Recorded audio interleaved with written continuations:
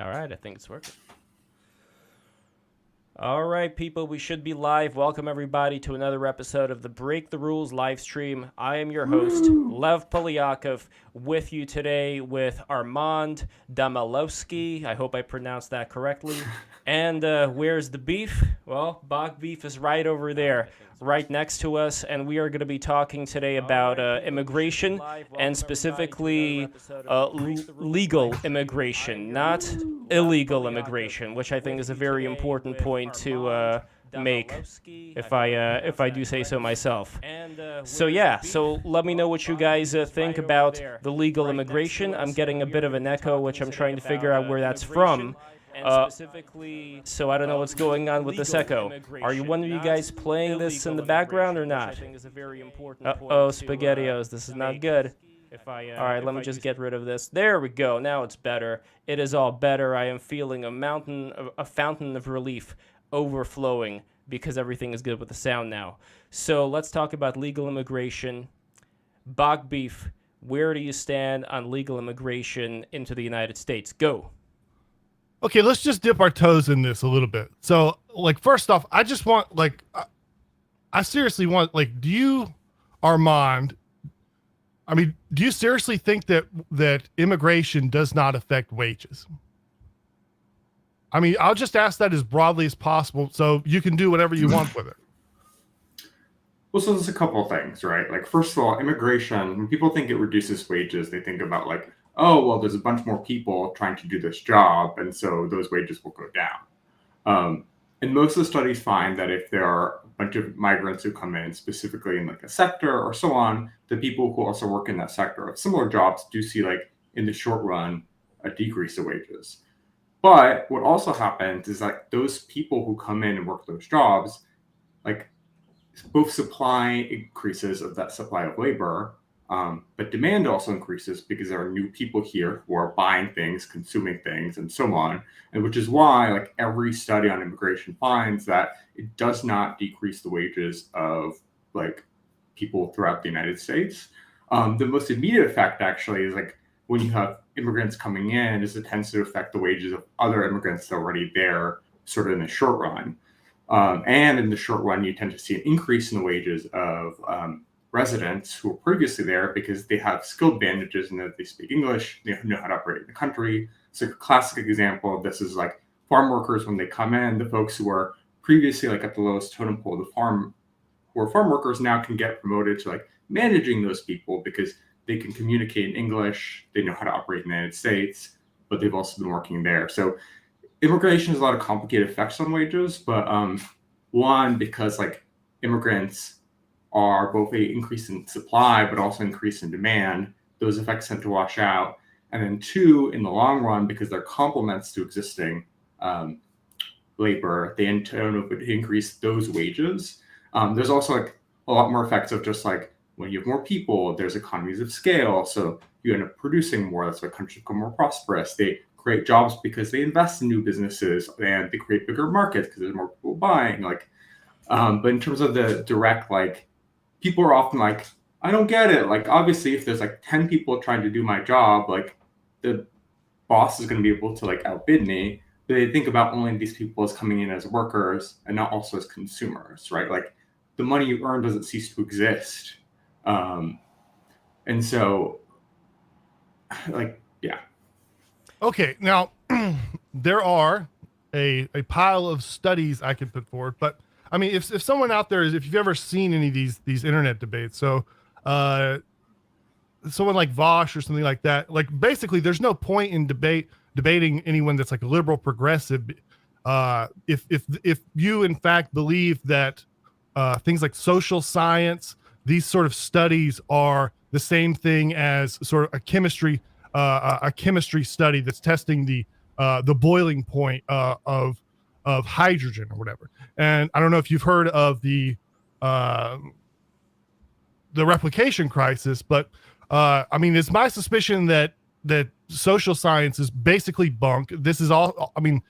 It's funded by certain interests. Obviously, going back to who actually benefits from this, and that thing that's my lion eyes tell me that if I'm an IT worker and Unisys or Intel wants to bring in a zillion Indians to do this labor on an H-1B, my lion eyes would tell me that this would be bad.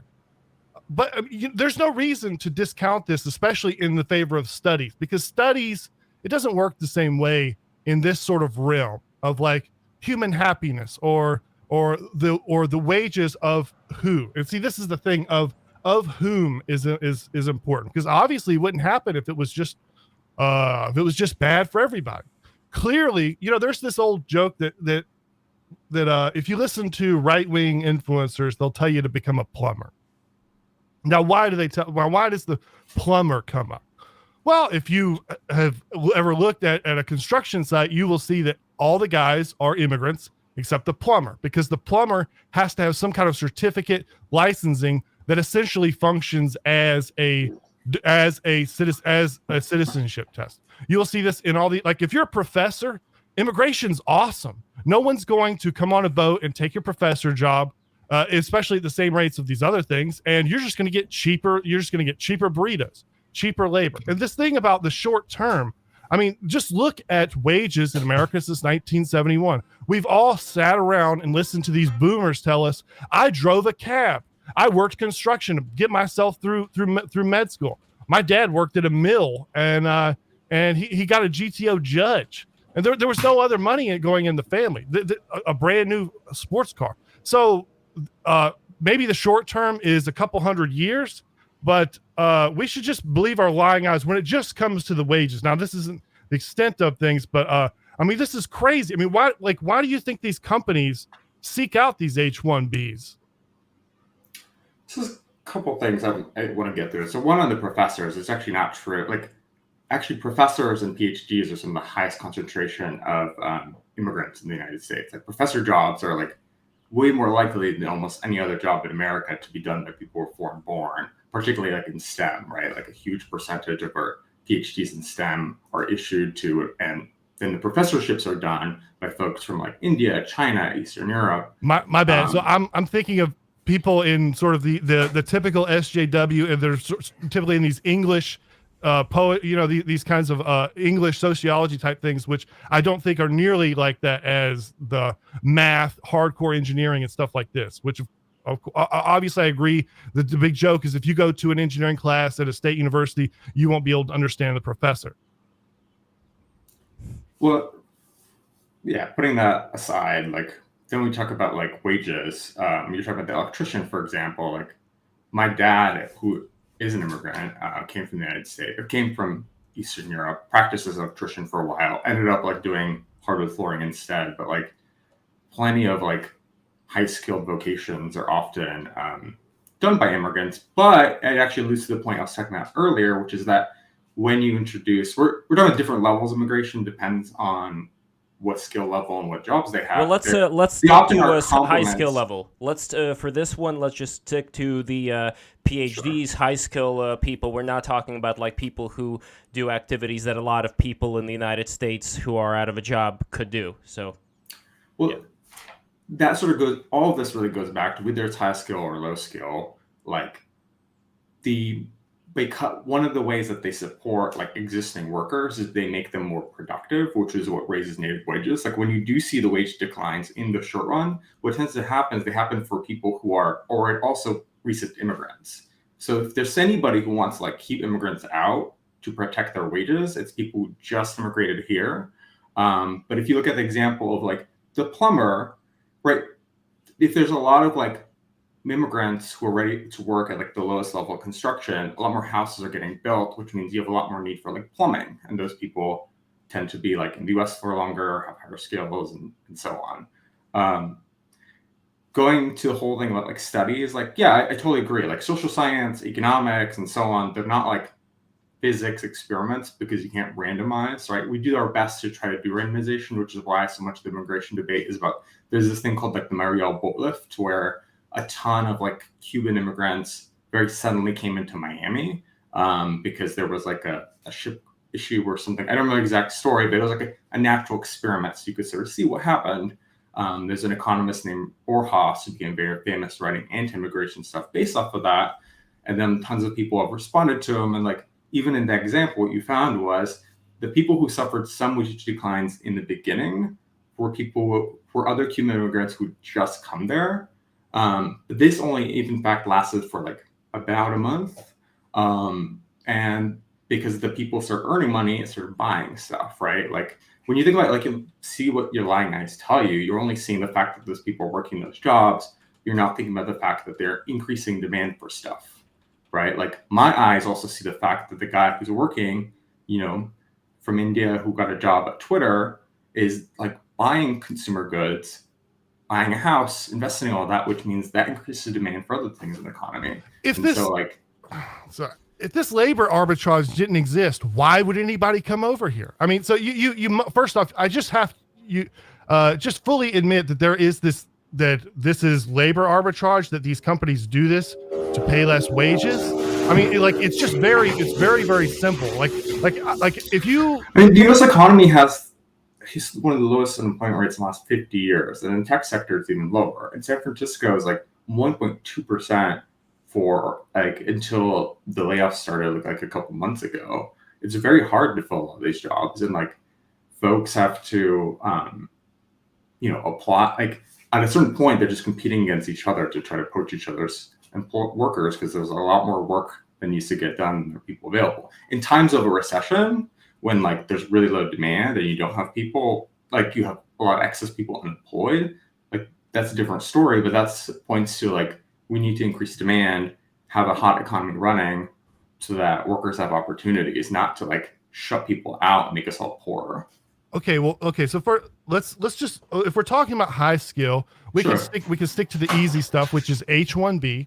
And if we're talking about H-1B, we can talk about the biggest users of H-1B, which are all these giant outsourcing IT firms. If you are an American, which by the way, I mean, let's get one thing clear here. So we're talking about this from an American perspective, right? And the American government should serve, like, our politicians represent the actual citizens of America. If you're here, then great. Then you are who the American government should serve. Would we all agree on that? No. So whatever's best for you. Let's say there's a decision, and it might not be great for a guy in India, but it's great for an American. We should sort of err on the side of Americans. As long as we agree on that, we have a sort of a basis of how things should be. Now, I think it's the responsibility of every government to like represent its people. Well, I mean, you would think, but I don't think that's what we see. I think you may notice that you are here with your Christian name, your face is here. The anti-immigration person, and you will find this is not super rare.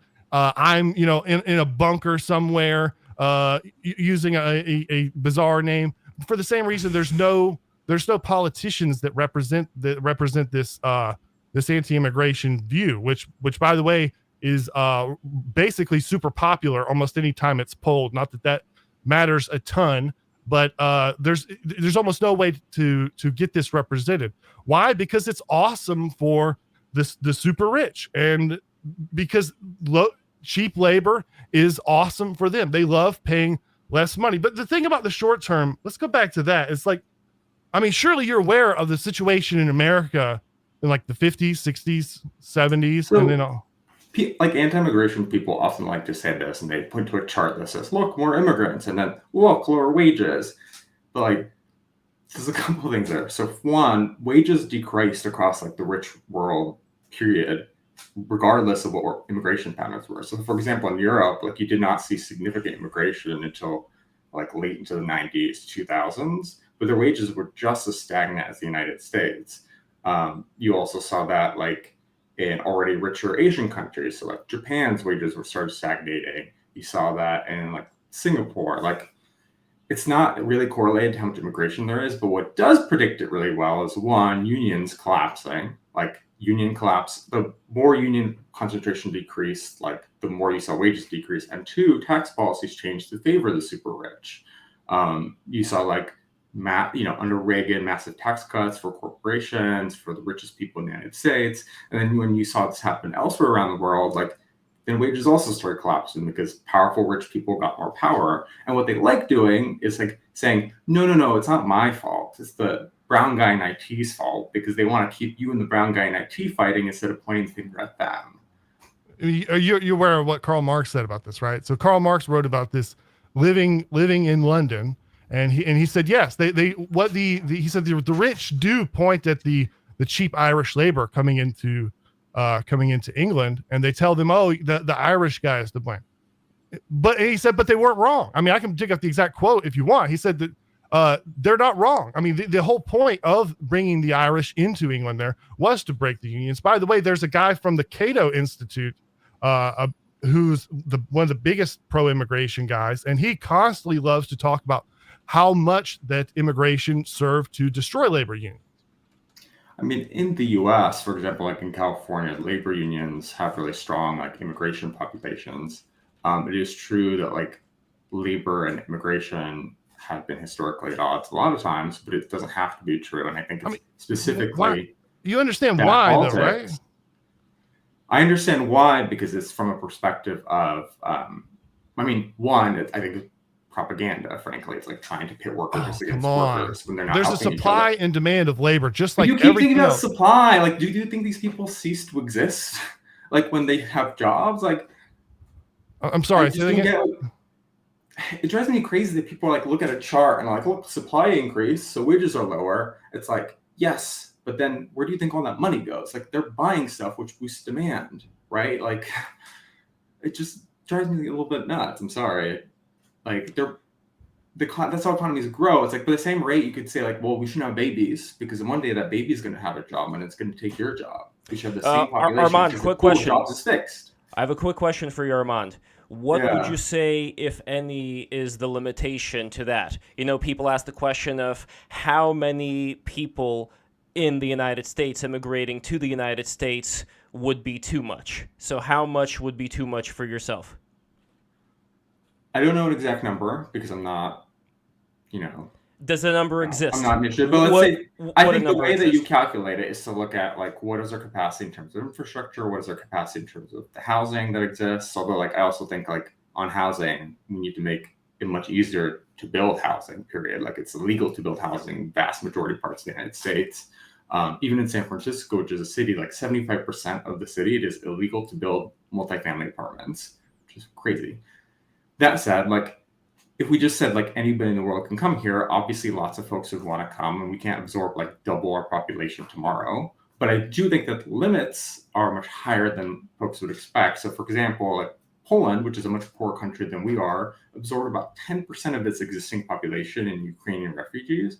And it was tough for a while, but like Poland's economy is doing great. They built a ton of houses and a lot of people are still there working and becoming Polish. Like, it's not we can do a lot more than we think we can. Like, I think we could double our current immigration rates, triple them. I don't think we could do everyone in the world, but like we can do a lot more than we currently do. That's okay. So do you understand the different, like, why do people not want to come? Why didn't people not want to leave Norway and come to America at the same rate that people like to come from, say, Mexico or other third world countries? Like, you understand that difference? Part of what I think people miss, and it ties to a lot of time, I had gotten to like a controversy in immigration. Lots of people are like, well, what, like your dad, why did he come from Poland to America? Couldn't he, if you think he's so great, couldn't he do the same great things in Poland? Like, the United States is a great country. We have great institutions. We have set up an infrastructure, culture, and economy that enables people to thrive. So of course, like if you come from a really poor country and you have the opportunity to come here, you want to, right? Versus like in Norway, like you already have a lot of opportunities there and your life's going to be fine. So it's like less of a crisis. But you're willing to suffer a lot more and risk a lot more to come from a poor country that doesn't have a lot of opportunity to come to a prosperous one. To go to someone in the audience. So the entire country of Bolivia is dumped off in the United States. Then the United States GDP just rises by the same number of people proportional to the people, right? I mean, I don't know how many people are in Bolivia, but like, I don't think like the U.S. could absorb. Like we're a country of 300 million people, right? If you dumped 100 million people on us tomorrow, obviously it would be really damaging because we don't have like the infrastructure, the sewers, the transit, and so yeah, that would hurt if you. So you're just talking about just enough places to put these people. That's not really how things work, man. It's like you've seen the pictures of New York City or San Francisco in the 30s and 40s. Everybody's wearing a 3-piece suit. There is no. But they were, right? You see the pictures of the people in nice 3-piece suits, but like you don't see the people who frankly look like me, like shoveling shit in the backyard and dying of dysentery. Like. It's like people look at the 50s, they're like, look, planes are so nice. It's like, yeah, because they only took pictures of the richest people who could fly on those planes and pay, the equivalent of $20,000 today. I'm sorry, but if you think there's the same level of social trust and anarchy and alienation, the kind of things that Robert Putnam wrote about that exist in America today that didn't exist, just flat out didn't exist back then you're crazy. And we should go on to the next level here. So sure. You've completely rejected the economic point. I mean, it seems like you've a little bit, the things I say, you just say that they're short term, right? Well, no, because I specifically don't think it does not, even in the short run, it does not tend to affect like the wages of currently existing residents. If it does, it affects the wages of people who's most closely resemble them. So what you see is like, the wages of the immigrants who just come here tend to get like a short-term hit because you have a lot more people who are essentially like them. But even in the short run, like there's not a lot of evidence that it hurts the wages of existing residents in the short run. Well, I mean, all I can say is if you're in the audience, you know what your hometown looked like. If it wasn't San Francisco, if it was the average part of America, you know what it looked like in the 80s, 90s. You know what people did for a living and could earn a decent wage at, and they can't anymore. And I know you just say a lot of different things happen. Like it's to just say immigration means that you have to look at places that didn't have a lot of immigration, that experienced the same things, and have to assess why, right? Like Germany didn't have significant immigration until much more recently, but their wages have been declining for a long time too. Germany is a completely different case for the reasons we'll go into now. So one of the things, we're talking about. So do you believe in what do you call it when you make an immigrant like the native population? Assimilation. Do you think assimilation is a good thing? I think it's great. Okay, well, my family's here. Like, let me know why. Right. Yeah. And if your family came here in anytime up into the 60s and they didn't come into one of these super like it was possible to immigrate into like Chinatown or something in the 50s, I presume, and sort of maintain your serious ethnic identity. Some of these. Yeah, and before that, like Little Italy and so on. Yeah, it took the Italians like 3 generations and stuff. And by the way, this I think something that everyone realizes now that this was not didn't just happen like happily. You're a kid, people make fun of you. You have to change your name. People are racist against you. There is pressure for you to change and to drop your old culture and become our new culture. This is frankly illegal in the modern day. We just do not see this. The left, by the way, the Democrats will just tell you it's flat wrong, but I mean, it doesn't matter. If you want to do this, if you want to tell people you have to be an American now, you sorry, your name isn't Balala. You're Bob now, and you have to do that, and you have to like that. We're just not allowed to do this, frankly, by the Civil Rights Act, which has gone further than anyone could have believed. I mean, we have now seen U.S. judges tell us that immigrants, that people that are immigrants that haven't even arrived yet are protected class compared to an American. So they're afforded special protections that a native-born American isn't. So like what? I can pull up the case, but I mean, you're a protected class, and institutions know what that means. I mean, I will say that plenty of people made fun of my last name my entire life, and no one's ever been criminally penalized for it. Okay, I mean, you could just lie. You could just lie. Feel free to lie. Act like you have no idea what I'm talking about. I think let's give everybody America, it's like a lot harder to be like racist or like openly racist than it was before, but it is not illegal. And it was not like legally enforced that like you can. Yeah, I'm trying to get like a clear understanding of like what your specific. Okay, I could give an example here. Yeah. So let's say, for example, there's a lot of bilingualness happening with English and Spanish, and that's throughout the United States. I know that's definitely the case in New York, where they offer separate options for Spanish in terms of the doctor or this and that. So the question is, if English was always like the historic language of the United States, would it be too much to ask if people were to integrate by learning the language so that they'd be able to have a much wider open door for them to be able to get jobs, to be able to socialize, instead of having what I think the founding fathers were concerned about, which was factionalism, where we would have like one faction of people who would just be doing their own thing and not necessarily united with some common purpose of what it means to be an American? Well, I mean, people have been saying this for a long time, and I repeat always that if you actually look at like surveys of like what happens to the kids and the grandkids of immigrants, and overwhelmingly, like they learn English, they get married, they buy houses, they do all the standard thing like that. Whatever way you want to measure like assimilation, folks do that because you grow up in America, like most of the United States. Very few places in the United States are so segregated that you will like be able to like get by your entire life without like speaking English. So actually used to be parts of Chicago, like Little Poland. And my parents would joke that like there were, if you'd move as an adult, like you could get by the rest of your life without speaking English and just speak Polish. But like the moment you grow up here, you go to schools here, like there's so many advantages to like being able to get a job and go to college and learn English that people do it. Part of the reason that like I actually find it frustrating that people characterize me as like less patriotic is because often the people who I feel like I have more confidence in America than a lot of people who are like anti-immigrant, because like being American is great. Like, why would I want to just not learn English my whole life? Or like, what is being an American about for you personally, Armand? How would you define being an American?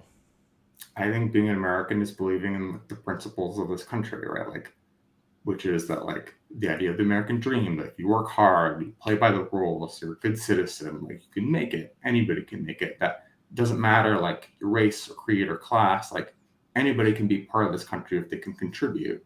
We broke away from the UK because like we rejected these notions of like kings and hereditary power and like the basic principle of like America of like it's a dream. It's never fully been real, but like we all want to aspire to this notion that like anybody can make it here. Work hard enough. So I mean, that's kind of like totalitarian. You're just sort of America. The goals of America is what the Americans like. There's not a situation where like huge swaths of the actual native or citizen population can be out of sync with some kind of weird goals that exist in the ether. America is. I think those are the things most Americans believe in. I'm not saying that they exist in the ether. I think that's what. Like, I mean, even if you look at the polling, like you're right when you're talking about like most polls agree with me on immigration. It's like, right now the current polling shows that if the minority of people who want less immigration is larger than the minority of people who want more immigration. But if you combine the people who say more or keep it at the same level, it is easily a majority. Well, I mean, I think it's important to talk about this cultural thing. As you see, everyone in the comments is sort of relating their experiences is assimilation doesn't happen anymore. And specifically, assimilation is racist. It is racist. It must be offensive. It's not just a hey, well, if at some point you want to be different, then you should be, because by the way, it is a bad idea to assimilate. I mean, if you're listening to this and you're in America and you're sort of thinking about, well, should I just become part of assimilate? Well, no, you shouldn't. Specifically, and I think this is pretty obvious. If you can't agree to this, I would have no problem with that because you are not anonymous. But I could show many specific examples of we'll go into the past times. Have you ever heard of, we'll say American politics? We'll just go specifically cities, maybe like Chicago, New York City, that the political system is driven by racial patronage systems. In other words, there's a guy, he sort of doles out the gifts and patronage to the Indian group, and this one does the Polish group. Have you ever heard of this sort of thing? Or like the Al Sharptons? Sure. I mean, like urban politics in general in the United States has a long history of like urban patronage machines. Yes. I would say that is no longer as, for a lot of reasons of like civil service reforms and so on, like that doesn't really happen as explicitly. There's definitely like coalitions who try to elect certain people. No, Armand, I mean, there's definitely stuff like La Raza, for instance, if we're talking about the Mexicans. Like, there are these organizations out there that openly tout pride in being part of this in-group and wanting as much advantages for that in-group as possible. And I don't really think that that's an American quality. Armand's right. Is what they did was they stopped white people from doing. You're talking about the Boss Tweeds and stuff. They had essentially these white groups, and that's what's gone. But you can't look at, say, a city like Minneapolis, or I mean, I could just show you people that like there's a specific woman I always reference. She's part of the Bernie campaign. Her profile on Twitter says, "My job is to galvanize the Arab vote in New York City."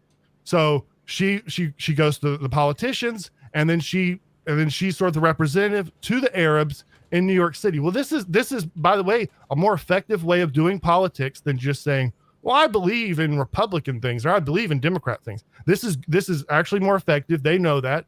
And this is an advantage that these populations have over the native population, or in fact, someone who's just been assimilated. I mean, they're not able to participate in these things, and it's just more powerful than regular politics. I feel like you were kind of politics has always been like a question of like interest groups, right? And interest groups divide themselves around different ways. Recent immigrants or members of specific ethnic groups often have like common interests, and they try to organize for it, or people try to organize them. Interpretations of the Civil Rights Act have made it so that these groups have been given an advantage of this game that us normal citizens can't do. I mean, if they're citizens, they're just as much citizen as you or I. But like at the same time, there's also like for example, like I'm a member of like pro housing groups, and we organize around NIMBY causes and organize around them. There's also people who are like I mean, I'm Polish American. Like there's like Polish American groups that specifically focus on like helping with like visa issues, and like there's groups that, you know, politics organizing groups together to advocate for certain things. It's true that there's no longer a like white American interest group, because we are such a large group that nobody can really singularly represent our interests and voices. And also like identities also depends on how you think of it. I don't really like feel like I have, I identify as American, and so I vote based off of that. But when I think about my individual identity group, like it's not illegal for there to be a group that is like white Americans organizing for like white American interests. I just don't think these groups could agree on a lot. Like they don't really represent a singular voice of opinion. I have very different opinions about that's just not true. I mean, this is the kind of thing. Okay, so if you've looked at civil rights law since, because the Civil Rights Act, just what it says is, oh well, people basically you can't be fired for a frivolous reason for an identity thing. So you do a good job. You're a black guy. You're a Polish guy. You're an immigrant guy. Well, you can't be fired. Well, there's hardly anybody that says that that's a bad thing. But then you go a couple of years, you start getting these things like disparate impact to give it teeth. And if you think that sort of being white is the equivalent to being black or any of these things, that basically whatever the Republican identity thing is, you're never able to use this sort of I like, obviously white people are discriminated against in hiring in colleges. Of course, Asian people are too. This doesn't, the courts have told us this is just not equivalent. It's just not it's not the same thing. It's functionally illegal to have these groups. The reason that like civil rights law has, I think what you're trying to get at, some protected classes, and why some classes are protected and some are not. So one is like, it would be illegal if like, actually San Francisco recently, like as is typical, shoved his own foot up its ass, and said that they were not going to rehire an election director because they wanted to promote diversity. And when asked like why he wasn't considered a diverse candidate, they said he was a white man. They backed off very quickly because they realized like even though these laws are intended, for protected classes in general, it also is not legal to explicitly discriminate. Be like, I'm firing you because you're white. That said, there are certain like things like with gender and racial minority groups and like sexuality, which have protections that exist. And part of that is a reflection of the reality that like this is a country where overwhelming concentration of wealth and power still rests more on people who look like me than people who don't. Like every single president we've ever had except one has been white and a man, like in terms of income, in terms of wealth, in terms of every other advantage you could measure, like we are overwhelmingly the advantaged like group of people. And so it makes sense to have like legal sensitivities or like try to be more careful on ensuring protections for groups that have less power. What you'll find is that all these things are, these are just groups that are patron clients of, they're clients of the Democrat Party. The reason why you'll find like, well, we have to look out for transgender or single women or all these other things. These are just people that the rank that you can look at how much their civil rights are being unserved is just the percentage that they vote Democrat. And I mean, if you honestly, you must not, if you go to England, yes, there's a lot of English men that have been king, obviously. And to go in there and to start saying, well, we'll just put our finger on the scale for other groups coming in is crazy. It's wrong and it's unfair to the people that live there. And I don't think of it as putting the finger on the scale. Civil rights law doesn't specifically say like you get bonus points for hiring like a black person. It just says if you have a pattern of like not hiring black people, we need to look at them. You should look up disparate impact. You should look up disparate impact. That is considered a like can be suggestive of a pattern of discrimination, and so you can't. It's not in of itself enough. Disparate impact. This is something that like there's no Republican that is anywhere near cynical enough to even talk about these things. So if you listen to an average Republican, if you listen to a Ben Shapiro, he'll tell you what we need to do is go back to looking at people as individuals, not as white or black or as man or woman, gay or straight, but as individuals. This has been illegal since 1968. Disparate impact says that no intent is needed. No intent is needed. If a policing pattern arrests more white guys this, of course, it would never be enforced this way, but more white guys are cooking meth than Indian guys. Well, this would be a disparate impact situation. And this has been used for insane things. And the left has sort of figured out more and more things they can use for. And this is available to the immigrant. And this is not available to us. Disparate impact specifically talks about like, that can be used as proof of a pattern of discrimination. And so you don't need explicit somebody saying, aha, I am discriminating and curling their mustache. But there needs to also be practices that you are doing that they can point to and say, this is causing this disparate impact. It can't just be like, for example, the majority of tech companies are almost entirely like white, Asian, frankly. But like Google and Apple, you can't sue them for saying, you don't hire enough black people. But if you could find, wow, you're interviewing a bunch of black people and like a really high percentage of them are getting rejected consistently, and there's this practice, like it's more complex than that. Disparate impact specifically does not require showing of intent. I know, that's what I'm saying. What I'm saying is that disparate impact doesn't require explicit intent of racism or discrimination. What it does require is like some sort of practices that are causing it. It can't just be like the impact is like not equally racial, and so therefore you're obviously like violating this. There has to be and there's this thing that you were doing or way that you're hiring that was causing this disparate impact. You need to correct it. One example, what if you're talking about not hiring people who came from, I don't know, a single mother situation where she was on drugs and you were involved in gang activity? You'd already I mean, be, it's you wouldn't very even get to illegal to disparate hire impact again. there.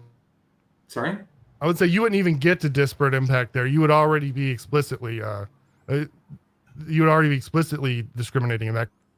But see, that doesn't I mean, make it's any, like- that doesn't make any sense from the perspective of what it means to be like a non-discriminating American based on merit here. Because if somebody did come from a situation where they were exposed to a lot of bad elements, regardless of the color of their skin, when you didn't have a dad around, when you hung around with the wrong people, when you picked up a lot of bad things through your life, that's going to reflect, for the most part, I think, on how you end up acting, unless you're extremely lucky, unless you end up meeting some mentor somewhere down the line, or figuring a way out of that situation. For the most part, though, if that's the situation, I don't think that that's the kind of person who should work, I don't know, like around kids, around some kind of situation where they're going to have a lot of responsibility if throughout their entire life they did not prove themselves as being able to take that responsibility on. You could say through no fault of their own, that's just the way that they were born. But at a certain point, I think it is important to make a distinction between whether we're talking about the color of your skin versus the culture that you came from and the way that you act because of the culture that you came from. Culture, I think, is very different from race, because you could have people from any part of the world that can assimilate, that can reach the same potential as anybody else. But if you're not from that culture, then it's going to be very difficult.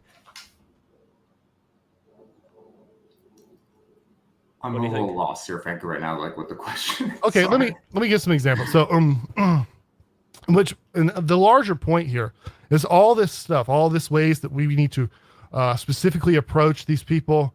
Going back to the original debate of immigration, is that none of this, if immigrants aren't in the situation, if they aren't in the, then none of this matters. Then we could say anything we want. We could call each other slurs, no problem. The universities could just pick whoever achieved the most to go to Harvard. That would, or whatever.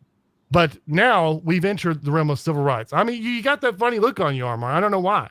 I mean, well, there's just like I'm trying to think, because I feel like we're jumping around okay. Let me like go to specific immigration examples. and then civil and like affirmative action at colleges, and like specific colleges are like a different question for us too, because the nature of like elite colleges, they're a fixed quantity. Sure. Right. Like there's only so many slots at Harvard, but like jobs and society as a whole don't work that way. Well, I mean, that's part of the disagreement. I mean, but we'll go fine for Harvard. It's still disputed whether of construction jobs. But okay, here's an example. The federal law that criminalizes illegal re-entry into the United States is unconstitutional because it is racist against Latin inks. Illegal aliens, a federal judge ruled on Wednesday. Judge Miranda Dew ruled in favor of previously deported illegal alien from Mexico, Gustavo Lopez, who filed a motion to dismiss the indictment against him. Specifically, let's see, disparate impact was brought up because immigration law has a disparate impact on certain groups. Obviously, of course it does. Of course it does. And these groups, in fact, include things, these things like race and national origin, which, again, this is just unfair to the native population. Well, specifically what she says is the government fails to show that Section 1326 would have been enacted absent racial animus. So I haven't read this case in particular, but the judge's argument can't just be like, oh, it's because immigrants are Latino and therefore this policy is bad. The argument is this policy is enacted specifically to target Latino immigrants. And like going back to like the DOJ's like criteria for how you can prove disparate impacts, like there's a 3-part test. Like one is like, can you show that there is a disparate impact? But it doesn't stop there. 2, you have to say, can you establish a legitimate justification for the policy or practice? So Hooters is a great example, right? Like, yes, it is a disparate impact, but like guys like me who are one guys and don't have beautiful, Sure. I could not get hired at Hooters, but they can justify and say like, well, we offer a service where people buy it for this specific thing, and you can't prove there's a less discriminatory alternative. You don't see how this is insane? I mean, this is like saying like the anti-mafia task force is anti-Italian. Well, yeah, it is, of course it is. I mean, so if you have immigration laws, of course it's going to more disparately impact people that are not American. No, but you're missing what I'm saying is that there's three parts. You're only talking about the first part, which is disproportionate impact. But in order to prove, like, just to get a finding of disproportionate impact, you have to prove, like, there's three parts of it. Like, one, the disparate impact. Two, can the policy be justified on non-discriminatory grounds? And you could say, yes, if we can justify this policy non-discriminatory grounds because the mafia is bad and, you know, they commit crimes. And then three, is there a non-discriminatory one? So if you created only a task force that said we were only prosecuting the mafia, but we're not going to prosecute like Latino gangs or Black gangs, then you could argue this is discriminatory against Italians. Which none of this would have to come up. I mean, so by the way, I don't know if you see what we're talking about here, is that there are... You're arguing that like disparate impact, because it says that you don't have to prove racist intent, it can be unfair because as long as there's like a disparate impact, you can say you are racist and therefore the law will give you special protections. I'm arguing that that's not actually true, that you actually have to prove a lot more things than just the disparate impact on it. You have to prove that like, that this, basically the burden is to prove that like you could not have done this another way, or that like you're treating groups fairly, or so on. I don't know why you would think politics would work like that. I mean, well, we were talking about this specifically the civil rights law, and like I'm telling you, that's like how the civil rights law is at least interpreted by the courts. If you're trying to argue like, no, that's not actually what's happening, like we can have a debate, but like, this clearly this example is I think a good example of that's crazy to say that. But her argument specifically was like, again, I don't know the exact nature of the case, but she's citing the way that the statute was written and the history and the context around it, and saying it was explicitly done with like a racist intent. I don't know if that's true, but she's arguing that it would not have been acted absent like racist intent. But so the argument isn't just like by definition, like targeting illegal immigrants is racist. But of course of course it is. And like, okay, so you've heard of Lebanon. Lebanon is a country where the politics is dominated by the Christians versus the Muslims. And yes, the Christians are team blue and the Muslims are team red. And these people understand team green, but okay. The green. These people understand themselves as different from each other. Of course, they're racist against each other. Of course, they're competing against each other, and that's what we're creating here. And the more sucks. Like that's why America's great. Like that we not to do that. That's what we're creating here. That's what we're creating here. I think we have to look out for like discrimination and to try to make sure that doesn't happen and counter it. That doesn't mean you are like saying that like we're going to act to prevent groups from being treated unfairly is inherently unfair, because it acknowledges that groups exist is kind of silly. Like, well, Armand, do you believe that we should or should not discriminate based on certain cultural things? And by that, I don't mean food. I mean the way that, let's say, somebody would raise their children, or the way that they would act if it was very different from the way that Americans usually act. It depends on what you mean. Like, I don't think somebody should not be able to get a job because they, like, you know, have their kid, like, believe that their kid should pray 5 times a day or whatever. But if it's something that affects, like, how they work. So, for example, if you are in a profession where you work with a lot of women and you come from a very traditional culture and are, like, really, like, against women, like, that could be an argument. It also still depends on, like, that person. Just because I come from that culture doesn't mean I practice it in that way. Or about, like, let's say a culture where it's a lot more common for little kids to get beat up by their parents. For example, you know, like they're coming from a favela somewhere, a bad neighborhood, and something like that gets passed down from one generation to another, and to, like, the average suburban American, that does not seem right. Yet this is like a hard life that a lot of people throughout the entire world have been living in. And so the question is, like, at what point do you kind of say, okay, we're going to stop this, we're going to make sure that whoever's coming in is going to rear their kids in terms of, you know, like the less violent, less rugged way. So I don't know, like that is one argument that I would have against having all of these different ways that kids could be raised all in one place, because you just have a big culture clash. But I don't know, Bogbeef, what do you think? So it's just foolish to think that you're going to have all these when Lebanon brings in all the Muslims. Now the government turns into a different kind of thing. Now you just have these two sort of pseudo governments running within. If people cannot be assimilated, now we're just running alternative governments, which is obvious. If you go to New York City, classically, I mean, what did the mob start as? The mob started as essentially an alternative government. You pay taxes. I'm going to come by here. I'm the monopoly on force. You're gonna pay me protection money, and I'll make sure this is just what we're creating.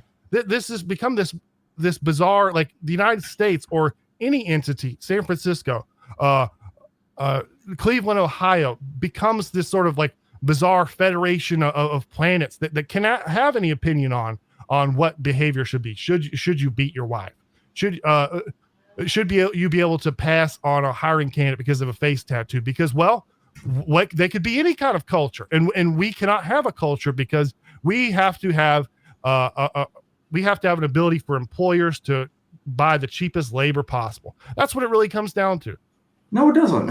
It comes down to, like, first of all the things that we talk about that are bad, we pass laws against them and we enforce those laws. Like, that is what the role of the state. The role of the state isn't, like, we define when we think things are bad enough that they shouldn't be done, or like we have laws for that. Like, I don't care if your culture says you can beat your kids. It's illegal in the U.S. to beat your kids, and we stop it. Like, it doesn't matter. What POV? But the person you're telling to not beat his kids, they have a POV, perhaps comes from a holy book or something. But you're representing a non-POV of just like a UN referee or something. Like, how would you have a POV? I represent the POV of the United States. Those are our laws. When people come to the United States, they have to obey our laws, and if they don't, like, you don't become like, my parents were citizens, like, by the time I could really remember, but I remember helping my grandma become a citizen, and like, she was so diligent to, like, not get a speeding ticket, to, like, always pay her taxes on time, and like, and I know folks who were undocumented for a very long time who still pay their taxes, like, voluntarily, because they're hoping that when the law changes, they can be like, look, I've been a good citizen, acted as a good citizen for this whole time. I'd like to become a citizen. Like, I've never argued, and I don't think a lot of pro-immigration people argue that, like, you should be able to come here and not have to abide by any rules. We just think that, frankly, people do want to. If you look at, like, true rates of, for example, like, committing crimes between immigrants and natives, who, if you compare by, like, similar income and education levels, like, it's no comparison. Like, immigrants are far less likely to commit those crimes. Not because they're better people, just they're a lot more afraid of the consequences of it, because it could mean they get kicked out of the country. But there is another factor here that I think we're not paying attention to, which is the kind of things that go on behind closed doors. So if we're talking about, like, an open society, like, for example, I don't know, Sweden or Norway or whatever, high trust society, if you will. But then if we're talking about closed societies, low trust societies, like, for example, China is one example, and certain Latin American countries, we're talking about societies where the clan, meaning not just, like, a certain nationality, but specific clans of people, they would just do their own thing together, and they wouldn't let anybody breach whatever the hell goes on. It's going to be completely closed off to whichever intervention people try to make in there. And it's understandable, like, you're not going to trust anybody. You would see things in America, an expression of that in America would be things like ethnic nepotism. Yes? Sure. No, go ahead. Sorry. Yeah. I mean, do we believe that ethnic nepotism exists? Sure. It definitely happens. I do think it's also true that, like, I don't know, it's having grown up amongst immigrants, like, parents are immigrants. I've known a lot of immigrant communities. Like, it is very funny because the biggest complaint consistently from parents and grandparents is the kids these days, like, they don't want to, like, go to the mosque or go to Polish church as much. Like, they don't even. I'm one of the few people actually amongst, like, my Polish friends who grew up who still speaks fluent Polish, because most of them, like, they don't want, like, if anything, it's like, assimilation is very powerful because America's great and people want to be American. Well, they're becoming consumers, aren't they? Dividing into these enclaves is a little silly because, like, if anything, families try to really hard to, like, keep their kids from losing that culture, and they go run away because to so many things that this country has. No, to What, offer. But what are Armand- you being okay. assimilated? Sorry, go ahead, Lev. You're saying the same thing I was going to say. All right. I was going to say that when we're talking about the assimilation process, Armand, what you're talking about is the other side of the horseshoe here, where one side is having people be completely entrenched into these enclaves, but the other side is people being free to do whatever the hell they want, which usually is going to be to become a consumer. I'm going to consume. So the reason why I'm bringing this up is I believe in civilization. But civilization to me is not just this thing that you can freeze and keep in place forever and ever. What civilization to me at least is, and it's going to sound a little bit esoteric, but I think that there is a process that civilizations go through wherein their people are not just educated, but they're given like a certain amount of wisdom to kind of see things from outside their perspective. I think this is one of the reasons, by the way, why the West was the first, you could say, civilization to start freeing the slaves, to start giving people more freedom, because they were able to see from the outside what exactly they're doing. So in a way, it's like consciousness is being raised within the civilization when you're able to kind of step outside your own shoes. Now, obviously, from there, a lot of problems can arise too, which Bogbeef may talk about if you want. But the reason why I'm saying all this, Armand, is that quality of raising up one's consciousness, it's not just a blank slate. It doesn't come from nowhere. It comes from various traditions that were passed on from ancient Greece, ancient Egypt, some might say, onwards, as far as the mystery schools, as far as the philosophers. And all these things were ingrained in the university system. These were things that gentlemen had to learn in order to understand what exactly it means to be a human being, and then kind of pass that quality on to other people in the ways that they dress and the ways that they act. So people had like a certain goal in mind to strive towards, not just empty consumerism. So I don't know, that was a mouthful, and everybody subscribe right now, but Bogbeef, would you agree with my statement or no? Well, yeah, I mean, I think what you're going at is, what actually are you, what actually even would you be assimilating into? Like, there's no responsibility, of course. I mean, you just, what do you listen to rap music or something? I mean, it's not like you're going to be drafted. It's not like you're going to be, you're not going to go to church unless you might get into the Democrat Party and start going to a Unitarian or church or something like that. But basically, I mean, what are we talking about? I mean, America has become a casino. All these things are gone. And honestly, people would be stupid to, like, you shouldn't assimilate. Like, you're not going to assimilate into anything. Look at the I guarantee you that these churches and these cultures, these things are in bad shape because of all this immigration. Because it's sort of ruined any kind of native culture, or immigration too fast does not allow people to assimilate. And what we get is lots of people like you who are like, wow, I'm just like an American. Of course. And because you came here a long time ago, you didn't come here from a third world country, and things are different now. There's just too many too fast. We can look at places with Sweden. I mean, Sweden is taken in like 25% of their population has gone in, and it seems like I don't know, like there's no real way to get guys like you to believe in the whole wages thing, right? I mean, like, honestly, the more people we let in is just the richer that all the little Americans get in your mind, right? Like, there's a lot of things that were said there, so let's just try. Yes. First of all, I was born here. Second of all, like, my family came from Poland in the 1980s, when Poland was very much a third world country. Parents fled into a refugee camp, like came to the US. And the funny thing is actually that I'm a progressive Democrat. My parents are super hardcore Republicans. My dad actually, in the refugee camp, when they asked him, like, where do you want to go in America? And he apparently got a big, like, the guy was known as the biggest hard ass, so like didn't want to let anybody in.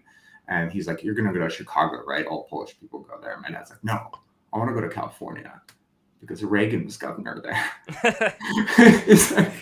No, Eastern Europe loved Reagan, by the way, like all those former Soviet places, to them, like he was a big guy. But regarding I don't think America is a casino. Just to like bring that part, like part of what makes it hard to debate folks like you is like how you define what assimilation means. Feels like it's all over the place, and then you're like, well, is it church? But like when it comes to church, like immigrants are more religious than Americans. They tend to be. Like, is it having kids in a family? Well, immigrants tend to have bigger families than Americans do. Like, is it by like, the way, like immigrants? It's church, but it's not. But it's not Santa Muerte. What it would mean for me to assimilate if I moved to Israel? Well, I think it's part of it is like the U.S. Even like Sweden, or you talk about Israel, like you would understand. My family came here. America is very different, right? We're not an ethnic. It wasn't different. It wasn't different. It wasn't different. Israel's actually not a great example, just because there's ways that a lot of the Russian immigrants especially are able to just screw around by doing like a song and dance about how Jewish they are and then go in there and put on a bikini. But you would know what song it is. I mean, you wouldn't like there is, because America has so much immigration. America was not that diverse for a long time. It was mostly English people, depending on what part of England was which part of the United States they were from. These places had genuine cultures that have all been gone because of mass immigration. Which, by the way, the thing about the United States in 1890 had 15% of its population foreign-born. It currently has around 14%. Like, we actually have lower than it was for like huge chunks. Okay, this is meaningless. Like the thing where you said, "Well, I'm born here, so I'm exactly as American as anyone else." Well, you may know that is a very unique situation to the United States. This is one of the reasons why that's why America's great. You may think that, but as we were talking, you said, Lev said, let's just talk about legal immigration, just legal immigration, which, by the way, there's essentially no difference in America because of amnesties, but we'll set that aside for right now, which even Ronald Reagan famously, big amnesty. There's always an amnesty if you can't get to an amnesty, just get to one of these cities that will not talk to ICE. You'll be fine. You'll be legal. That will be legal immigration. But number two is that we have birthright citizenship. Very few people do this. So this makes it so you can't just places like Germany could be, hey, we'll just come over here and work construction for a little while. It'll be fine. Then you go back, you can take all this money back to Turkey or whatever. You can buy you a big house. We can't have that, because if you're here and you have a uterus, you are potentially you are part of America, potentially. You understand what I'm saying? I don't get why the idea that it is better if somebody comes to a country, saves up a bunch of money they earn, and takes it away somewhere else, rather than they come here, they learn the language, they become citizens, they invest in the country, they have families here, and the country becomes more prosperous. Like, you're literally saying, like, we'd rather have tourists than have people who become our countrymen. Okay, you run a business. Would you rather have someone come into your business, leave some money, maybe take a service, and then walk out, or would you rather someone move in and say, oh well, maybe I'm just gonna live here, I'm just gonna hang out here forever? I mean, these aren't our customers; they're people who are like, it's more analogous to like when I'm hiring these people now, if they're joining my business. Like, I don't think the analogy works there. But they're not here. They're not here. Why wouldn't you hire an American instead? I would again, we have historically low unemployment rates, and like there's a lot of jobs that we can't specifically fill. And also, when people come here, they end up spending money. And no, I mean, it is true. Like, if you're talking to me in like 2008, 2010, or whatever, like the argument would be very different around like jobs, because there was huge demand crisis. Now we're in a supply shortage, and there's like a lot more jobs. I mean, if you run any business, like one of the most difficult things right now is hiring people. Do I need a graph of wages since 1971? You know what it looks like. Again, like if you look at countries that haven't had big waves of immigration, they also had stagnating wages. There is no global correlation between like immigration and wage stagnation. What there is a really strong correlation is union density and policies that favor the rich. Well, I don't believe this. I don't believe this. And I mean, I would recommend, for example, as a French economist named Thomas Piketty, or Piketty in 21st Century. It's like an incredibly dense text with like tons and tons of data, and he like breaks down every potential cause of like inequality over the last 100 years, and that includes like immigration. You, Um, you can invest in productivity. You see, the thing is, like, there's no like you should do both. America can never. So, like, imagine that we create a surplus of, say, productivity or just quality of life.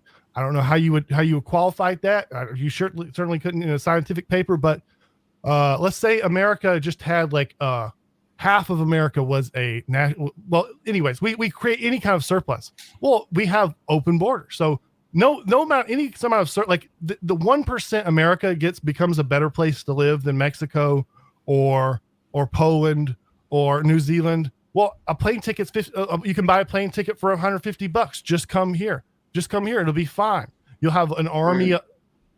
We don't have open borders, so like immigration levels are actually some of the lowest they've been in quite a while. And two, because of policies that were enacted and continued by Trump and continued by the Biden administration. But like also, like I said, the foreign-born population is lower now than it was for huge chunks of our history, like all of the 1800s, for example.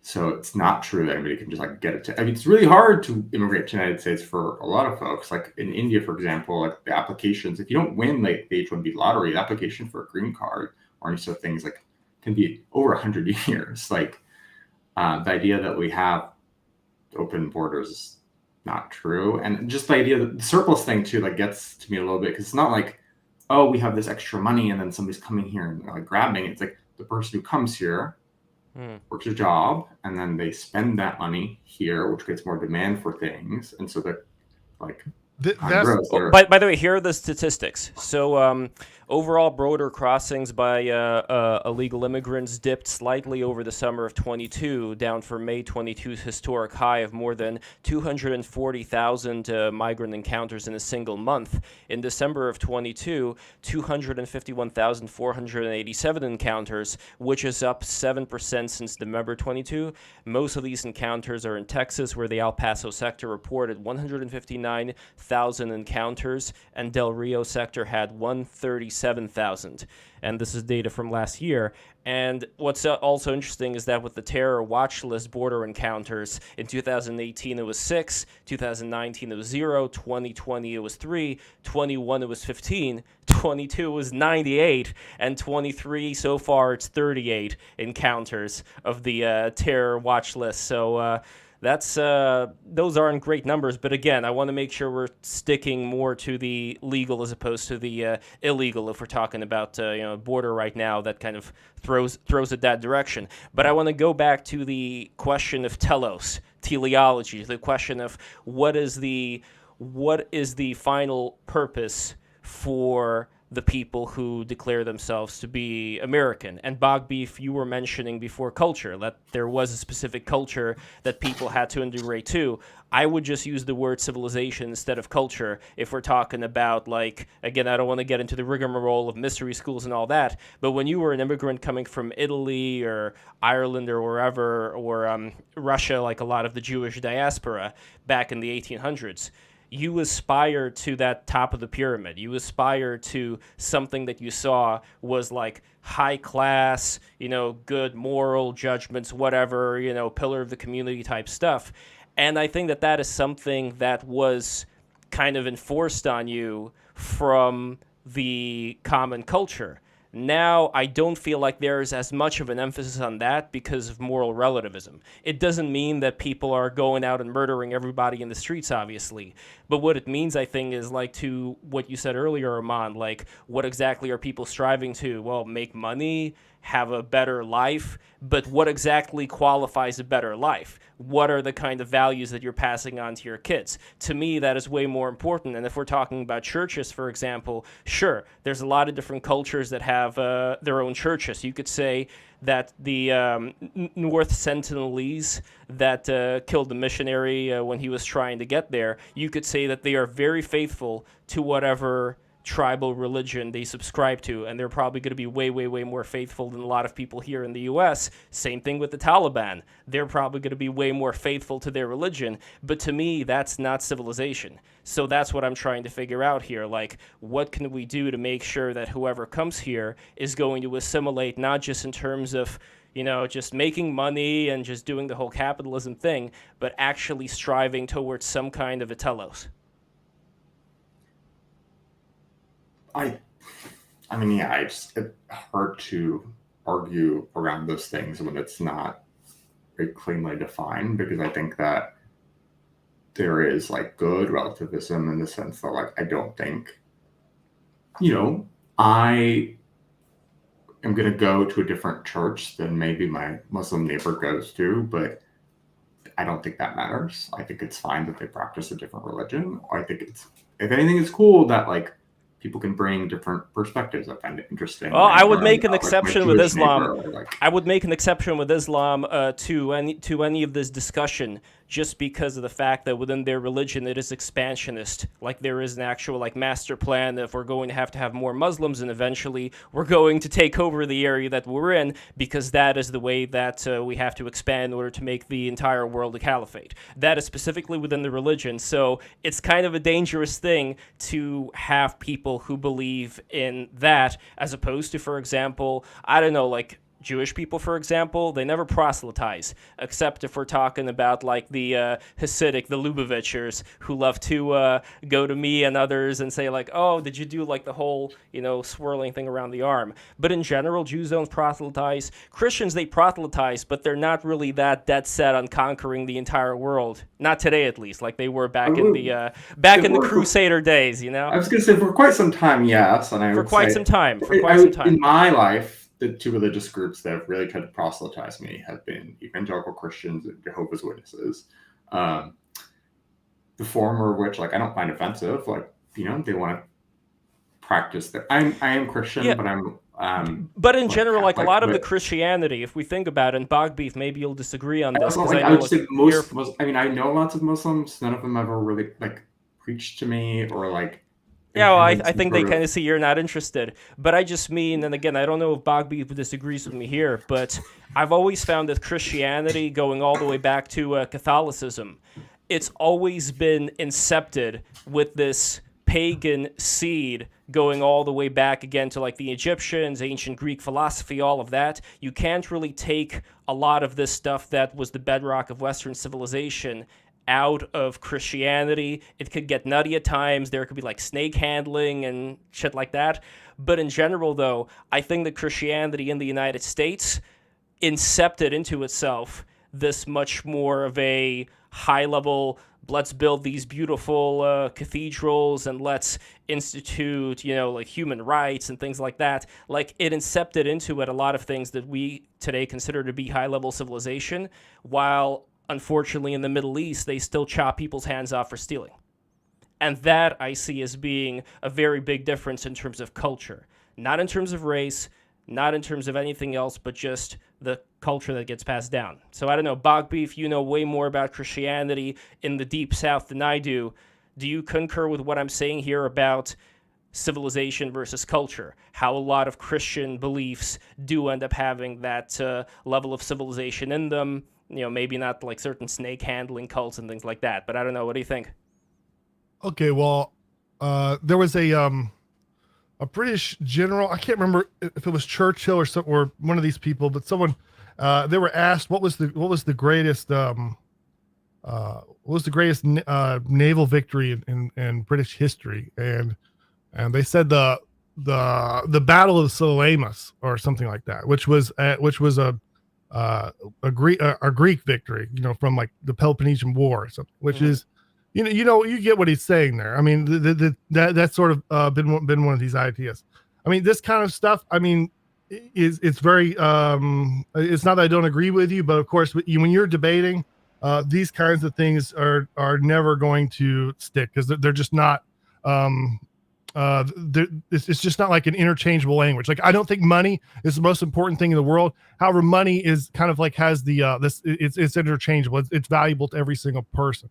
That's sort of why I started out with the money arguments. Which, I mean, by the way, go ask any employer. Go ask these people who actually employ IT workers if they think that drives up wages or not. I mean, all of these major employers know what immigration does to wages. And that's why they all support massive immigration. I mean, if you wanted to, like, I don't know if you would, like, first off, why H-1B should not be free. I mean, we should be auctioning this off, which I think would deal with. I don't know what you would think, Armand. What if instead of just first come first serve, these corporations get this benefit for free, which they in fact do seek out, which they in fact do. This makes them money. They pay less money for. But if they had to in fact bid on these H-1Bs, then because the examples we always get is, well, high skilled immigrants. Well, you have like Werner von Braun or that's quite an example, Werner von Braun. Jesus. Okay, my dog is getting restless. Bring your dog on the screen. I want to see your dog, Armand. And by the way, everybody, make sure to smash that like button, smash that subscribe button, and we are going to be reading the super chat soon. Oh, there we go. Armand just won. Armand just won the debate. No, there is no question anymore. Bogbeef, where's your dog? She's pixelated. Yeah, I don't have one right now. I had a Jack Russell. I need another one. That's cute. But anyway, yes. She is actually, I guess it's fitting. My dog is a Mexican immigrant because she was a rescue from the rescue that got him from Tijuana.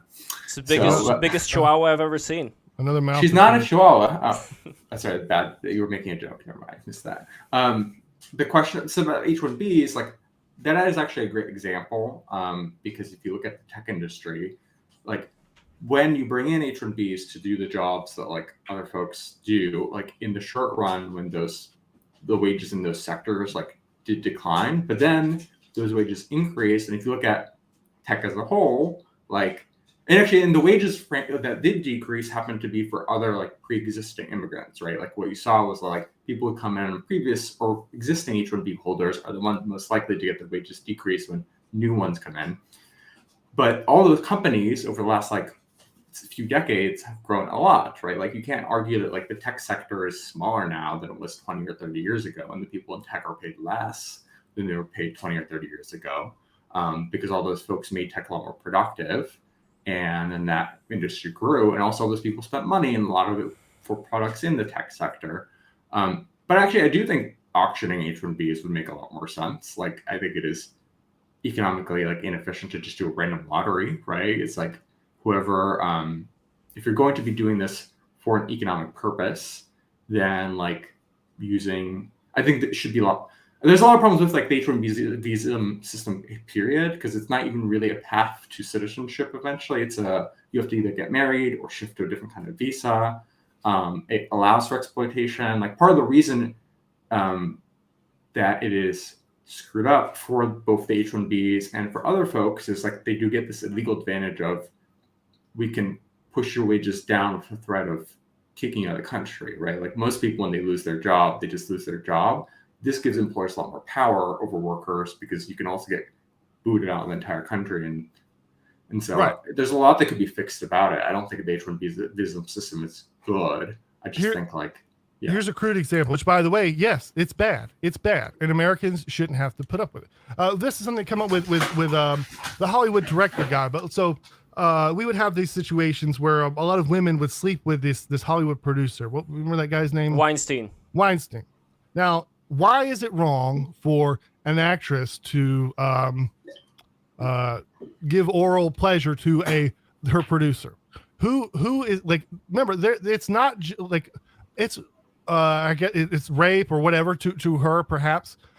But in like, here's the deal: if you're also applying for this job, and you're not willing to blow Harvey Weinstein, you're not going to get the job. You know what I'm saying? And these people like being exploited is why they're here. That's the advantage they have over the American. They have a level of employment that I can't give them. I can't give an employer that level of service because of our employment laws. And I live here. He can't send me back to Riyadh. And that's I cannot give him that level of experience. It's just like I can't blow Harvey Weinstein. If let's say your theory was true that that's the only reason, then what you should support is the ability for H-1Bs to stay here even if they lose their job. But I don't think you would support that. Like I hear this argument a lot. This but is it kind doesn't of really... blackmail, which goes on in this kind of thing a lot, anyways. No, I feel like I'm being blackmailed here. It's like the thing that you're saying is like, oh, the fact that the only reason that they're advantageous is because they're exploited, but also like you shouldn't do things to prevent them from being exploited. It's like I believe, and the evidence is like pretty strongly on my side, that like the reason they're hiring them is because there's a lot of like they can make a lot of money hiring people, and they are the folks who have the skills to do these jobs. And particularly once they come here and make that money, they spend that money, and it makes the economy like larger, right? There's more demand for goods and services. It's sort of a basic thing of like, if you had a country with a population of 10 million and a lot of kids, and it's 20 million, it's going to be a richer country, just almost mathematically. None of the people involved in this transaction are thinking about, by the way, this sort of wider GDP consideration, which is that's fine. Like that's not the point. Like when you're hiring, you're just trying to hire somebody. Like what we're trying to decide is what society does. Like part of it's like setting up systems so that I don't know if individual actors do the what's good for society. I don't know if you've been on like sort of liberal Twitter lately the past year or two, but like one of the tweets that sort of gets the most controversy is this thing where they talk about, well, this guy is 50 years old and he's dating a woman that's 20, right? And what we, I don't know if you've seen these. Then what they're arguing is, well, or the other version is, well, this guy doesn't want to. By the way, this goes straight exactly. Sorry, I can go straight to this. There is a lot of sort of feminist women that sort of talk about why are these men will go to places like the Philippines and they'll date a woman, and they're getting, and it's the exact same thing. They will give you the exact same arguments. They'll tell you, well, these women are exploited. They don't have enough as much power against. They don't have the same rights as the American. That's why they do it, and it's true. And the average American is not running Cisco. The average American is not running Facebook. And it's bad for us. And just having more people there, it's just not like it just is. Like is it bad for you if somebody has kids and then that kid grows up and like wants to have a job? Or is there the limit amount of jobs in the universe? Is it set and there's only a set amount? And then if there's more people out there, then there's more competition for those jobs. Is that how you think the world works? It's certainly not 1,000% elastic. I mean, just look. So like, what happens to the money that people make? Do they just bury it in a hole? I don't understand what you're saying. So when people by the way, money, they spend that money, and that is in order to meet that demand. People hire people to meet that demand. They pay them. And then those people buy more things and make money. Like that's how the that guy works. stays. That guy stays in Mexico. That guy stays in India. That construction worker has to hire me. The white guy, the citizen. I'm going to not accept. I'm not going to accept the level of wages where I'm going to have to live 10 guys to a trailer. I'm not going to just send all my money back to a place with lower expenses. You're the one who wants them to send their money back because you're saying that we should be like Germany and kick them out, right? Like I want to stay here and spend the money. That was the opposite. This is the opposite. I'm talking about a wealthy tourist comes here, spends a bunch of money, goes home. You understand what I'm saying? That's different. Right, but you're saying that they make money while they're here, and then they like go and invest at home. A tourist does. I mean, you realize governments understand this. If you get on a plane, go get on a plane to Canada and just check in a bag of work tools. The Canadian government will check you out. They will send you back. You have to prove to them that you are not taking a Canadian's job. All these countries understand this. Norway. Let's go back to like. Do you think that kids who are born like will eventually take the job of somebody existing, and that just like there's a fixed? Where do you think jobs come from? Yes, they will. Yes, jobs come from a lot of different places. I mean, so we talked about before other fixed variables. In fact, the fixed variable of people that can go to Harvard. In fact, the fixed amount of people that can be the mayor of San Francisco. And it's much more than this. In fact, now we have all these we don't not all labor is manual. You know, it's like the you need far less people with these computers that we have, etc. Artificial intelligence. Right, but has that, like, as technology is, let's say back the 1910s or whatever, people were like typists, you know, they used to be at the scribe, write down everything, it's scribes and everything, and then they introduced typewriters, and people were worried that then all these scribes would lose more their jobs got knocked and off. then when computers came around, they're like, oh, all these typists are going to lose their jobs, like, and many of them did. Yeah, but the average level of employment has not massively, like, it's gone like up and down and varied, but like new technologies have not destroyed jobs from existence because new jobs have opened up. We have a massive amount of economies are dynamic things. We have a massive amount of bullshit jobs. We've many, all of our manufacturing and things that are gone. Which, by the way, like, who do you think used to do, like, you know, these construction, like, if you go to a construction site, the amount of, well, I'm going to say white guy, but what I mean is someone who's a native born American, couple generations, etc. You'll find those guys. He'll probably be electrician, plumber, maybe finished carpenter. That's it. Which, by the way, the United States Department of Labor has produced a report talking about this, saying that the more money you'll get paid is where the less immigrants will be.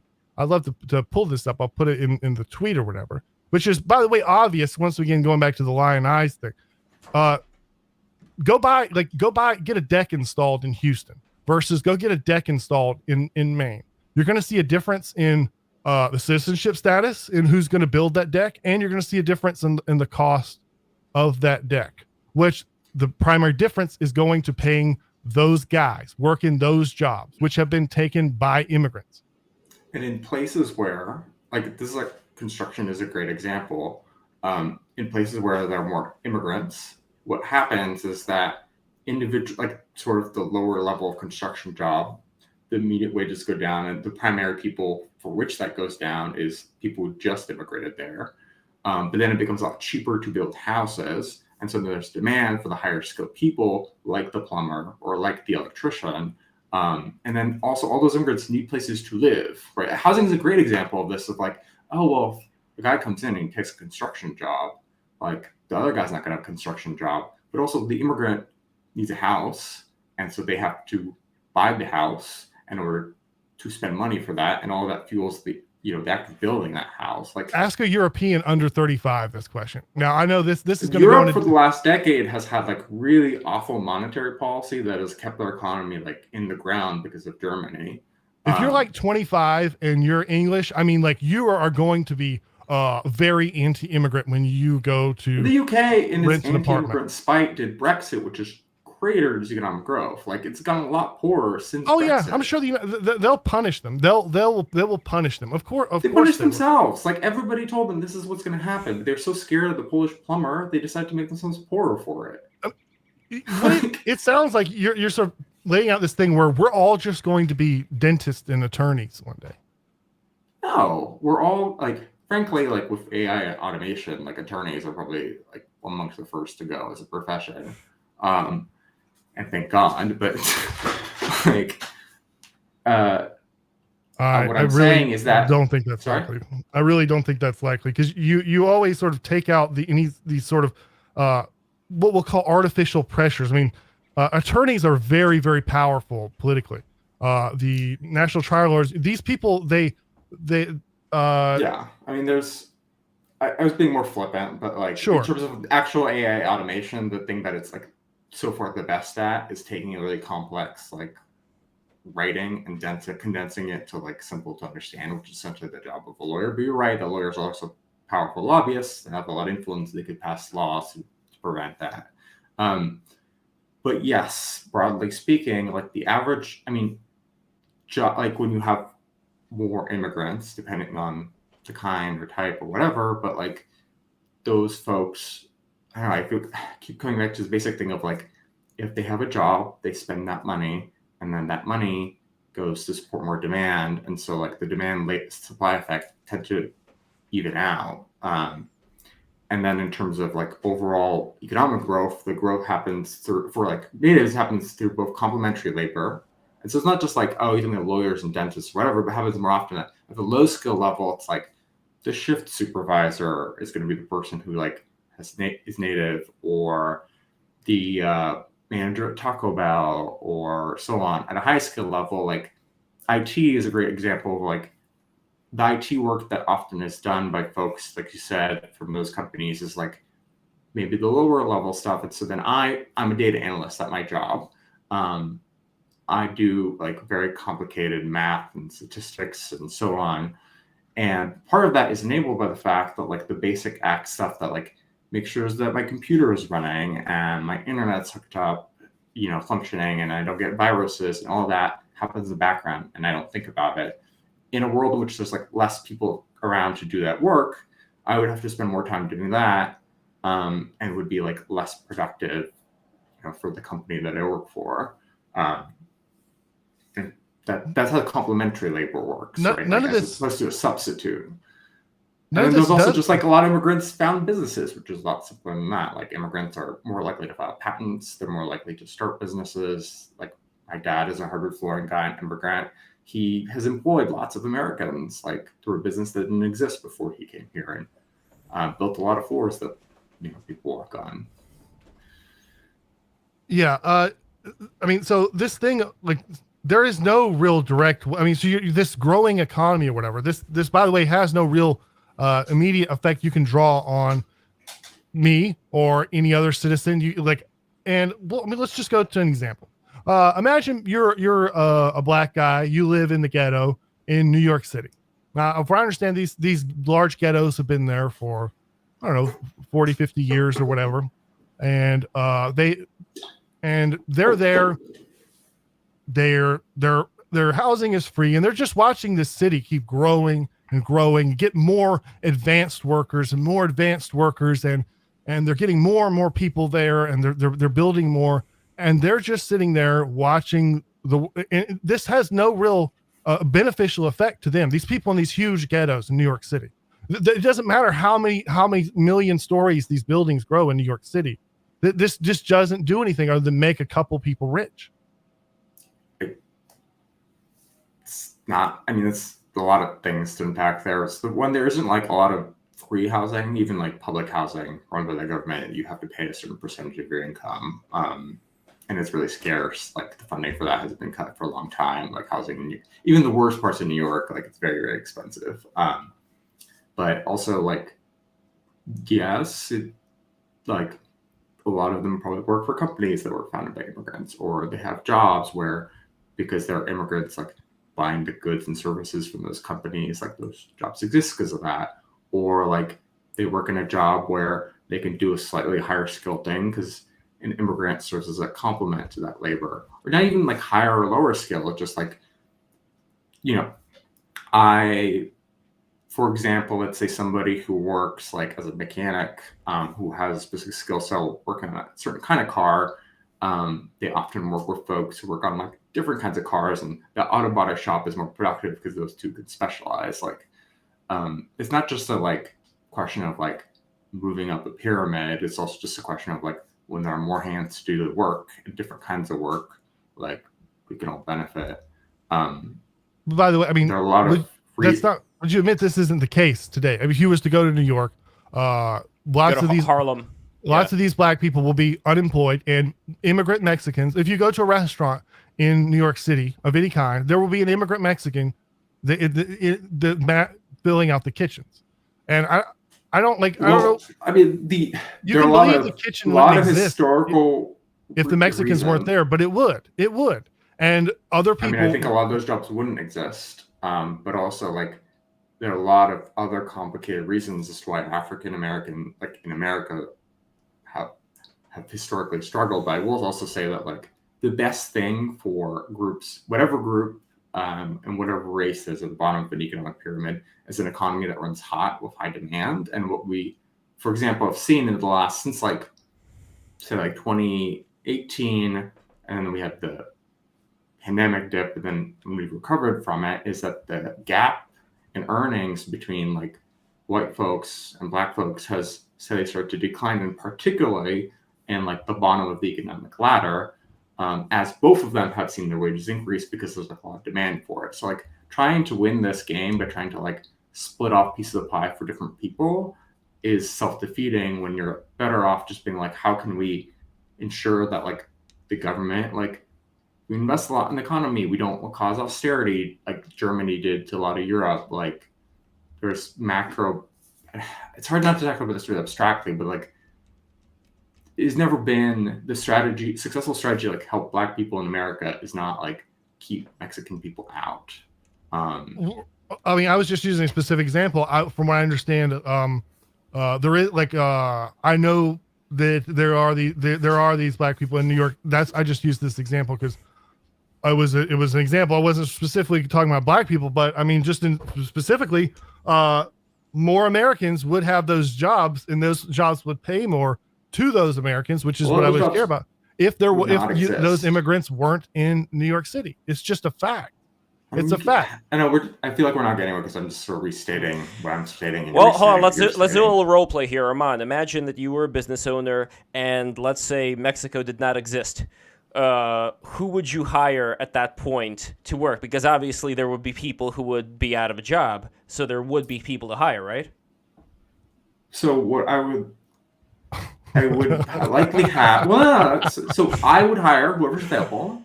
But I also would have less ability to hire people because I'm making less money because less people are spending money at my restaurant. And so like the marginal dollar for the marginal hire is lower, right? Like at the end of the day, what every business does is they spend more up to the point where that extra spending makes them more money. And in a world in which like suddenly the entire Latino population of America has disappeared, like I would have a lot less ability to hire people, like because there's a lot less people who are going to my restaurant, and a lot less people who are. Is it theoretically possible that the cost of labor would go up?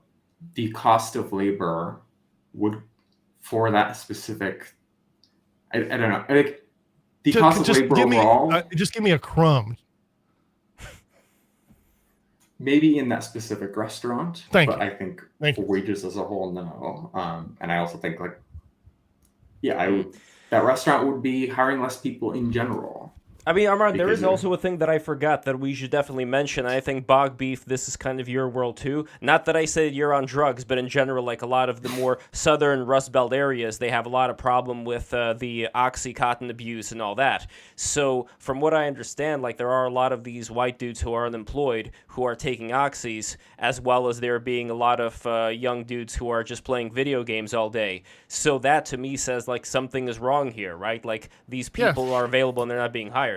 They believe that immigrants took their job. Now, every study that they're ever going to churn out, every expert is going to disagree with them.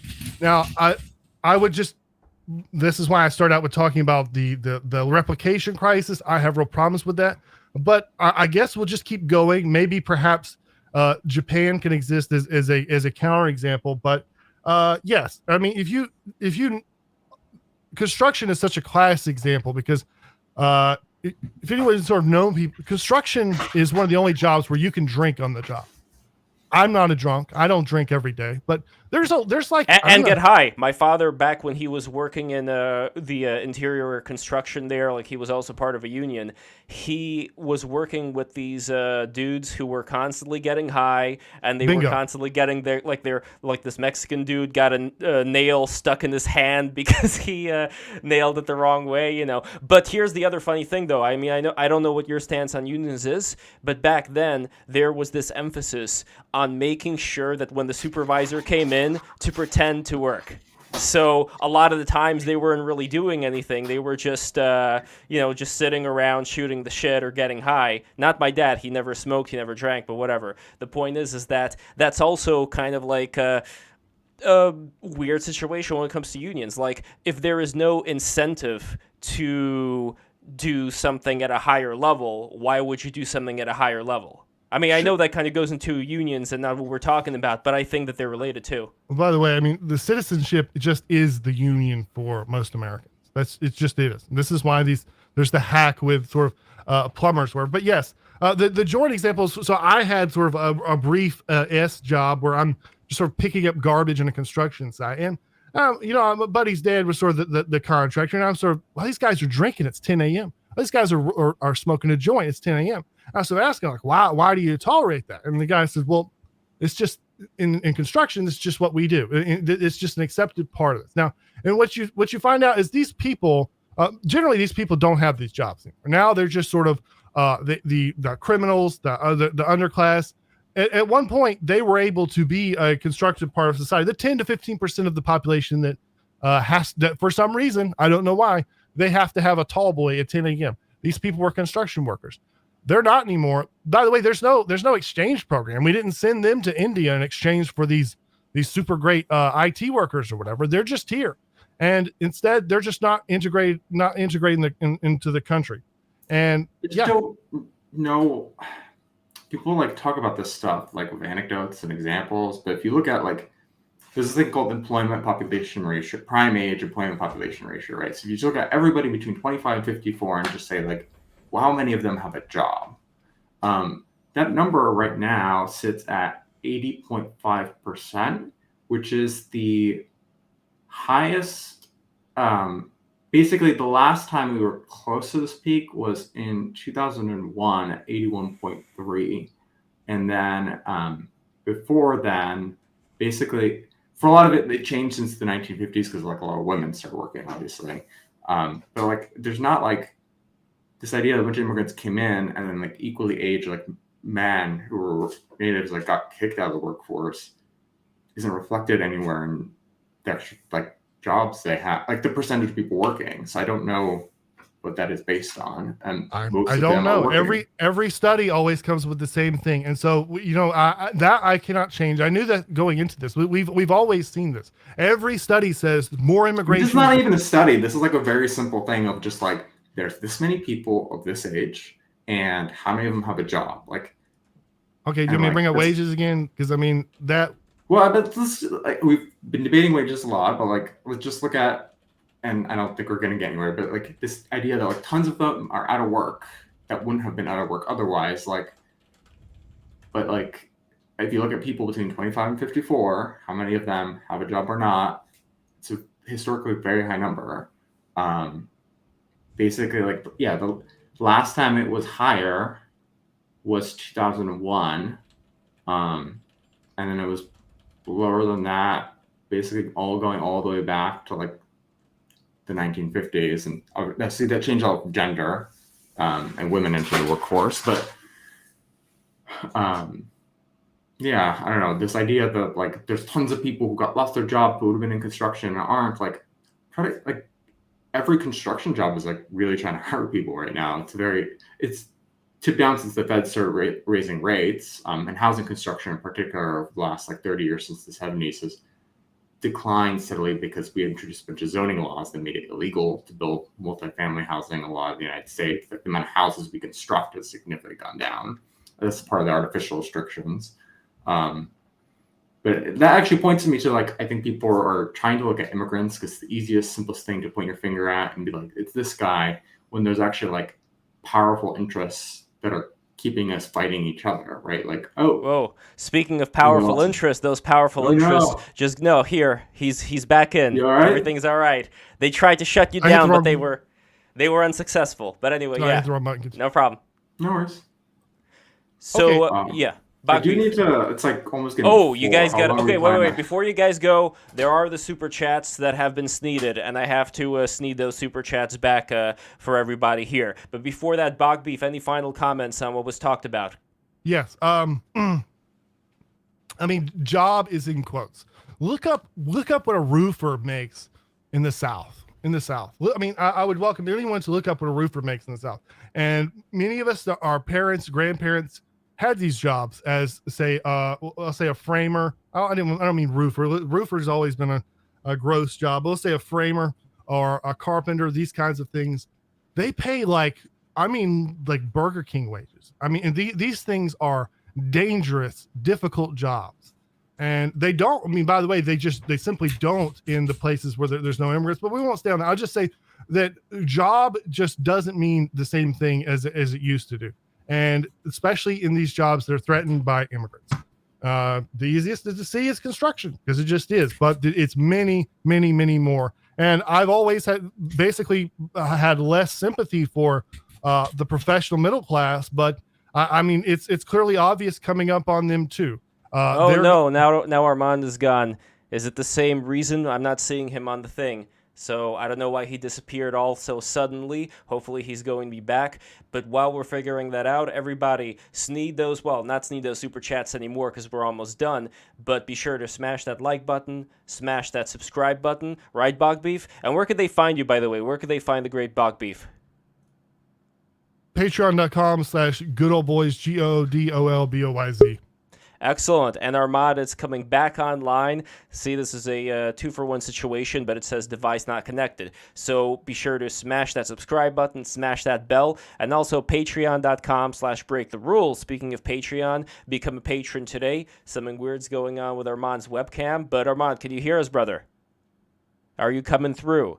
Okay, while Armand is coming through, let me read the super chats real quick. So here we go. And by the way, the two people here in the super chats, both of them are like 4chan memes, 4chan poll memes. So the first one here is glow in the dark, $5. Would America be American without Americans? Would Poland be Polish if you replace the Poles with Russians?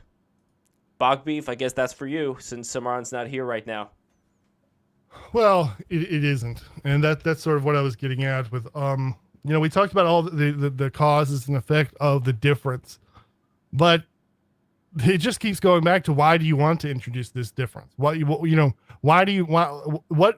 does Ireland gain by having the Catholic and the Protestant there? I mean, they're there now. It's a bad situation. They're going to kill each other forever. They're going to hate each other's guts forever. But it's just foolish to think that the situation is improved by this. In fact, improved by bringing more. That's what they're doing, by the way. But is it not correct to say, for example, that, and I don't think that the Founding Fathers intended specifically what's going on right now, but would it be fair to say that the Founding Fathers, like I said in the beginning, were not big fans of factionalism, did not approve of factions, and wanted to create, I guess, they were all into Freemasonry and stuff, they wanted to create an alchemic experiment wherein the people that were living in the United States would be able to go beyond factions and look towards a much more, let's say, wholesome goal, a much more holistic goal when it comes to, let's treat everybody, if they bring the same quality that we bring to the table, let's treat everybody, in a good way, and just have this kind of civic nationalism, meritocracy, whatever you want to say it. That's at least the social contract. Would you disagree that if that were to be put into practice, it wouldn't be the worst thing in the world? Woodrow Wilson said that any man who carries a hyphen about with him carries a dagger that he is ready to plunge in the vitals of the republic whenever he gets ready. And, he's talking about Italian American, Mexican American. That's the hyphen there. And this isn't new. These people have known that for a long time because, once again, it's just the difference is not automatic. You don't have to do that. And they didn't do that. They would bring people here, but you would have to, it's clearly what would be defined as racism today, but they would assimilate you. And it wasn't just I don't understand. Why is it racism? And I know you're not the person who is saying that it is, but why to them is it racism if what you're basically saying is like, hey, all these people from these different races, you all have the potential to be like this, the top of the golden pyramid or whatever if you reach for that. Why is that racist? Isn't that the opposite? Isn't that just saying that, like, we all have, like, this infinite potential from God to aspire to this greatness? Like, what's wrong with that? Well, I think it became so because essentially this sort of factionalism is powerful in politics. And so that's why it was protected. But Armand is back, everybody. Hey, Armand. Hey, I'm on my phone because my home internet just crapped entirely, so I look like a hostage video. Oh, boy. Hey, real quick, I'm not going to be able to convince you of this, but if you're this type of person, you're in these type of places, I would love to convince you that new automobiles are too expensive. What do you think about this? Sure. It's a little complicated because I also think I'm a urbanist. So I think that, like, it would be good if more people use public transportation, but Okay. I don't think we do. I don't think we do that by driving up the price of cars. Like people, or in America, you still in most places really need to rely on a car. You can't get by without a car. So I think it would be better if the cost of cars were lower. Have you been to like the third? Have you been to the third world anywhere? Yeah, I mean, yeah. Okay, so like if you go to, it depends on the different place, but if you go to like say Peru, everybody there is like, hey, we'll just drive Volkswagen Bugs. We'll all drive Bugs. That way we can sort of afford it at our third world salaries, and we'll all know how to fix it, etc. Oh, by the way, Armand, please shut off your thing when you're talking because there's an echo going on from your end because you're not wearing headphones. That's the only thing. Sorry, I mean. No problem at all. But well, Armand, Bogbeef stopped speaking, so yeah, Armand, let us know what you think about that. And how many minutes do we have? I don't think you finished this point. So, okay. These classic designs basically don't have a ton of safety features. America, the Democrats are enforcing tons and tons of mandatory safety features on these vehicles, which are flat out making them too expensive for most Americans. These cars are like $50,000. Nobody can afford them, and I don't know. The guys like you sometimes are swayed by things, these sort of arguments about things being expensive, and I think this is really important. I just think you should think about that. I don't like being characterized as guys like you, because you keep doing this thing where you're like, oh, I can't sway you for immigration stuff because you're just, I don't know, the implication is I'm some kind of fanatic, but like, that's my not, eyes show me. You realize in this case, I didn't mean it in a bad way, Okay. I think there's always trade-offs with any regulation. Like an example of I'm involved in housing politics, and I think we have in the United States this thing called you're required to have 2 stairs for most apartments in the United States as a means of egress. Even though most of Europe and most of Asia, up into a certain amount of stories, you're allowed to have just 1. In terms of fire safety, it actually doesn't make it more fire safe. They're using better materials or sprinklers tends to be better, but we have rules that require that out of some notion of fire safety.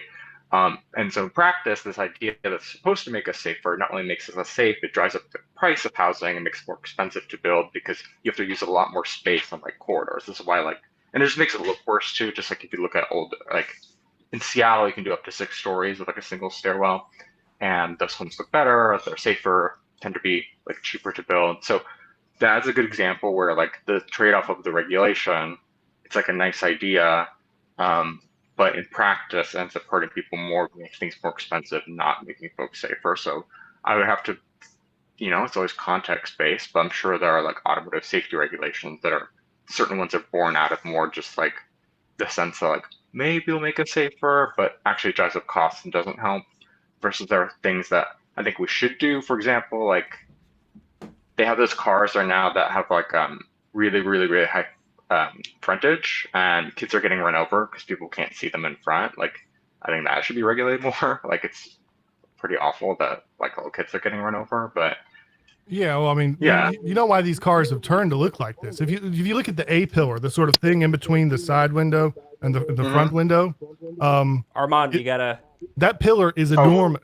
That pillar is enormous now, and you can't see through it. There have been a lot of accidents from pedestrians run over because those pillars are enormous. If you look at a car from the 70s, it's a toothpick because there's no airbag there, and which also, by the way, drives up the price of the cars. But yeah, I understand that thing you're talking about. I mean, that's funny. That's kind of an internal thing to the left. I think you're talking about the YIMBYs and the NIMBYs. I lived in Austin. I would listen on the radio to the city council meetings, and every city council meeting is exactly the same. We want to build this new apartment building, and then there's a long line of people saying that you can't build it. There's a historical record player shop there or something like that. And the liberals, all these people are super liberal, but they did not like anything being built. I realize actually I have something before I really have to run, but a great conversation with everybody. Armand, thank you so much. I would love where could people find you? Twitter at Armand Doma. All right, please go there. I mean it sincerely. It was a lot of fun. I appreciate it. I always have a great time. So I always love having you here on Break the Rules, Armand, and I would love to have you be back maybe for a YIMBY versus NIMBY stream. That would be fun. Sure, that'd be fun. All right, All right. All right, take care, brother. All right, so we're going to be finishing off the super chats. How are you doing on time, Bogbeef? I got 10 minutes. All right, here we go. We are going to finish off with the super chats, everybody. And again, don't forget to subscribe, like, patreon.com/breaktherules. Become a patron today. So here we go. We have another glow in the dark here. $5. I don't believe your statistics. They sound manipulated. So, Bogbeef, there's a lot of statistics out there. You know that old quote about lies, damn lies, and statistics. What say you about the validity of a lot of the statistics out there? And if they are fudged, then how? So I would always tell people to, it's kind of like with the civil rights thing. I mean, I always bring up civil rights, so people are like, wait a minute, I thought the civil rights seems cool. And I always just say disparate impact. Just look up disparate impact. This will help you. So with these studies, these things like this, and this goes to every YouTube debate. If you ever see a Vosh debate or something, he's got the studies. All the studies say one thing. All of these social science studies say one thing. I would just tell people, look up Wikipedia from their own sources, from their own people, replication crisis. The replication crisis. Replication crisis is in the 2010s. People started looking at these sort of the studies that say this, the studies say that essentially all this stuff is fake. It's all fake. That essentially things, any of these things that sort of have like these broad-based answers, these things that sort of use the public as a sample size, like, well, the American gets richer if X or Y. Well, this stuff, it has nothing to do with science. They pitch on, they say they're social science, whatever. It has nothing to do with these actual things. That's like the heating temperature or what happens when you alloy copper with bronze. It just, there actually is real science. This stuff is fake. It's a huge problem, and they don't let on because they don't want to lose all this funding. The reason why they call themselves scientists, the reason why they've tacked on all this stuff is, instead of calling themselves philosophers or something, is for funding, because people like science. People like things that are sure. Wow, you've got some real hardcore answers here. You've got some real proof, and that just doesn't exist anymore. I tell you, man, look up replication crisis. You'll be shocked. All right, and the rest of the super chats here are from who is currently the king of the super chats, the total of $60, but the first one is from $10, and the name is another 4chan meme. Early Life Check. I wonder if Early Life Check knows that I am of a certain ancestry that he may not approve of. But that aside, he says, as a recovering libertarian, I cringe knowing I used to believe in the Jewish propaganda, diversity as our strength, and open borders, Kalergi plan in full effect. Now, with the Kalergi plan, that's an interesting rabbit hole to go down to. I don't think we're going to have time right now. But when it comes to this, attribution of certain people from my ancestry to the whole diversity thing, I would say that from my own family and from the people who I know who are, just like middle-class Americans, came here from Russia as immigrants, but strived as much as possible to emulate that top of the golden pyramid that I talk about. And not the fucking all-seeing eye Masonic period for you shizzos out there.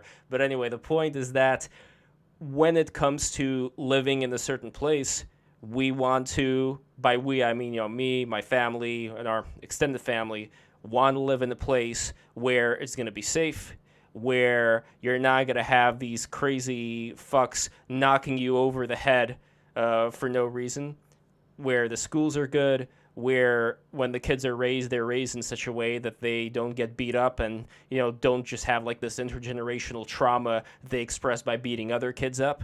So when it comes to who we want to associate with, it will be people who live up to the same civilizational standards. And I think that goes for a lot of people, except for, and unfortunately this is the case, whenever you're going to have people who are very smart, you're also going to have a good portion of them becoming whatever jobs in the media, academia, whatever, that unfortunately today leans very heavily into the left. So that is why you're going to see a overrepresentation when it comes to a lot of those leftist politics and ideas about the open borders and bullshit like that. And another interesting thing is that a lot of those same Jewish professors, they're not big fans of Israel. Like, they were super pro-Palestine, always talking about Palestinian liberation. So I'm not going to square that category of people into the ones that Early Life Check has in mind there. But that's just like my whole... I almost feel like for a lot of these fucking streams, I keep saying the same shit because it keeps coming over and over again, but I think it's worth it. Anyway, Early Life Check, another one for $20. Study after study has demonstrated humans prefer sticking to their own racial in-group. In fact, all the races, whites show the lowest in-group bias, blacks, yellows, brown, all have highest in-group racial preferences. Okay, I personally think that this is a civilizational thing. I don't know, Bogbeef, what you think. But when it comes to cultures are going to stick to themselves. But I think the more you become a civilization, the more you make a lot more room in your heart for people who are as civilized as you are, regardless of the color of their skin. And again, I know that's like an ideal, and reality doesn't always match that ideal, but that's at least what I'm going to try to strive to. Any comments? Okay, so it matters. The numbers matter. It's, by the way, early life check of me. I did the that test. I got 0.4% Ashkenazi. Welcome to the club. Thank you. L'chaim. In fact, it's Passover right now. I should invite you over, and we're gonna have the bitter roots and the whatever the crackers. Anyway, go on. What do you call that? Matzah. That's the wine. Yeah. What's the wine? Manischewitz. Manischewitz. Yes. Yeah. 0.4%. That's just the Florida thing. But yeah. So this is just a matter of number. It matters how much. So you can go look at, which, by the way, there was a Jewish general in the Confederacy. There was an Irish guy. The thing is, it's like, so I worked at a job once where we had there was a guy at my job, big black guy that owned a club in the hood, in the real hood, in the hood. A place that's real sketchy, and he said to come by, and I was like, okay. And and the thing is, I said, oh, it's not gonna be a problem. He said, no, it'll be fine. He says, just don't bring a bunch of white guys. And it wasn't until later I sort of figured out, like, and the thing is, if you're the one white guy, it's not really an issue. Well, hey, look up, there's a white guy here. Or you could use this for being in China. You go into China, they see one white guy. Oh, well, that's weird. It's a white guy. It looks funny. You see 15 white guys. We got something going on here. This is a different situation. You could see this in, like, even in the old days, the old black and white photos. There would be in my hometown, there was a guy at my dad's work. There was it was all just regular sort of English descendant white guys. There was one guy that was Italian as in. They called him Guido, which that was his nickname. But the thing is, he just becomes, all that stuff is gone when it's just a little bit. Once you have a certain amount, then that stuff gets a lot harder, or if it gets more randomly distributed. Sure, but what we're really talking about here, I think, is when we have a lot of people who come from the same place, there's going to be a lot more mimetic effect when it comes to certain things that they have in common as opposed to you, based on the way that they grew up, based on their family values. You notice, like, Japanese people, when they're speaking with you, like, they speak one way, and then all of a sudden when they're in a group of Japanese people, they start bowing, hi, all that. So I don't know, like, when it comes to Singapore, for instance, they have Indian people there, they have Chinese people there, yet they act, I'd say, in a much more Singaporean way, in the way that it was, like, created by Lee Kuan Yew or whatever. So I believe that people have the potential to transform, given time, into all kinds of things for better or worse. Look at North Korea versus South Korea. I mean, some people would argue, they call North Korea best Korea for a reason, but whatever, crazy fucks. What I'm going to say, though, is that when it comes to there being a lot of people who share their particular culture, of course, that culture is going to be the primary focus for those people at that time. And like I said before, the goal is to try to transmute culture into civilization. To me, what that ultimately means is the entire universe knowing itself, but that's like super esoteric, and I'm going to save it for another time. Anyway, early life check, another $20. Man, I wonder if he regrets sending this money now, knowing who I am. But anyway, whole point of mass immigration is to create a serf class and to prevent organization. Amazon studied how to prevent unionization and found by splitting people into subgroups, it fostered distrust among workers and stopped unions. The only thing I would say about unions is My dad, even it was construction, but he was like in interior woodworking or whatever the hell you would call that. And he and the other people there, they were bussed into voting for obviously a Democratic candidate. That was something that the unions did. So I think that the unions also deserve their fair share of blame for weaponizing people into certain ends. But I don't know. Any final thoughts about the unions? And then last one from Early Life Check for $10, and then we're gonna go. I would just say, I mean, so Singapore doesn't have any issues because they have like an authoritarian situation. And I know that a lot of people talk about how peaceful it is there now. Yeah.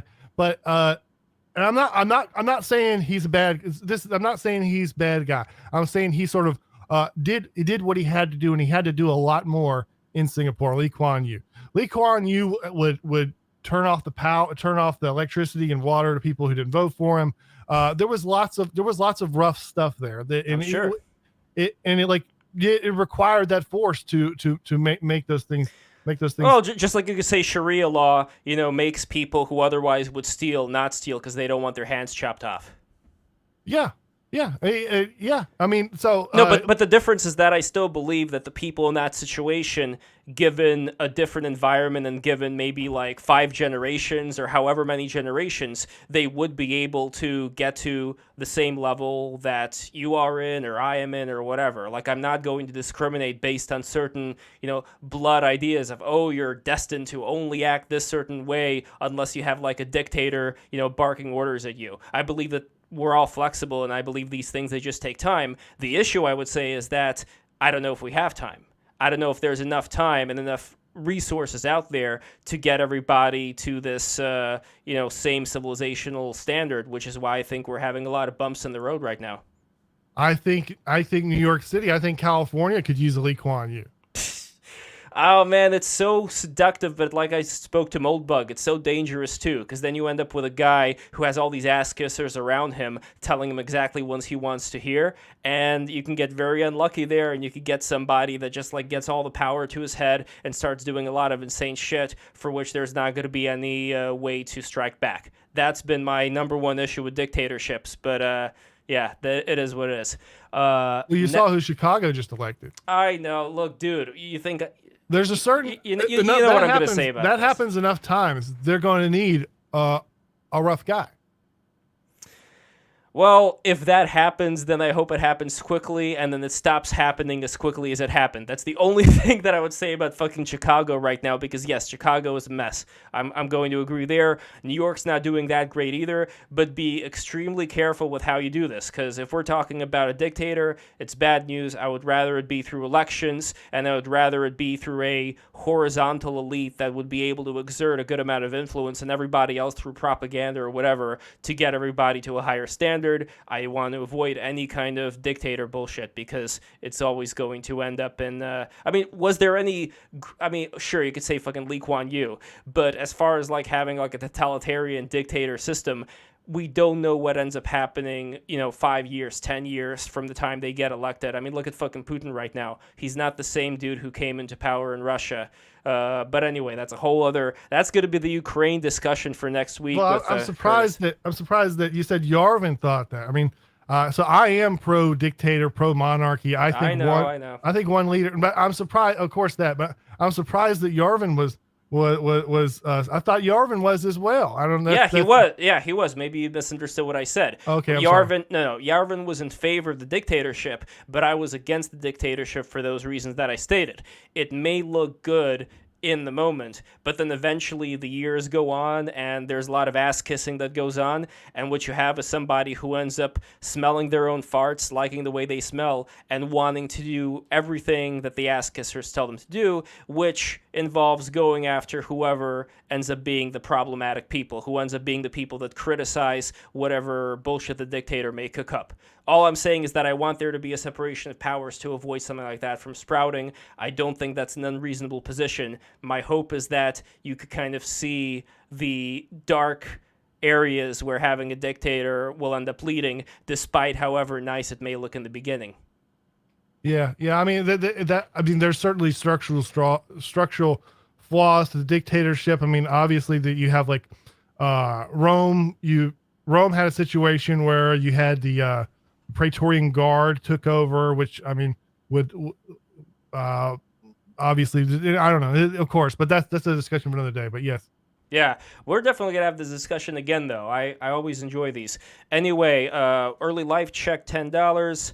Okay, we did this one. Oh, we didn't. Mass immigration is good because they provide labor, cheap labor, and spend money to inflate the GDP. Plays into the, here, the Goyslop 4chan meme, plays into the Goyslop capitalism consumer fiat debt-based system.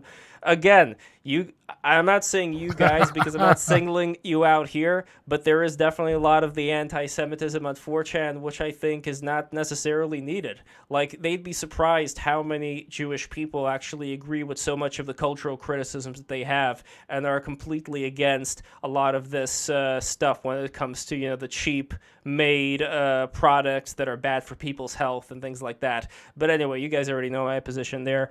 What do you think, Bogbeef? Any final things on that? You mean like Ron Unz or Mention Smallbug? They're one of the good ones. Or, you know what I mean? No, I'm just kidding. Okay, so I mean, I don't know. I mean, I don't do the food supply stuff a lot. I mean, I know there's people that do. Obviously, there's something wrong with food supply. Everybody's fat. They didn't used to be. That's sort of a larger question. I'm not sure what to say about that. I don't know. I was wondering about Japan and stuff. I don't think they've gotten fat yet, but they still have a lot of social shaming and stuff. If you're fat, people will just call you fat, etc. Yeah, I don't know how to explain Japan other than I think what may have happened, like the reason why it's like such a super advanced country that has like this combination of the past and the future kind of well integrated, but they have obviously their problems too, like with suicides and stuff like that. But I think one of the reasons was if you have like this tiny place where there's not a lot of natural resources, you are going to have to fucking dig in and you're going to have to figure something out or you die. And I think that from that pressure comes a lot of success.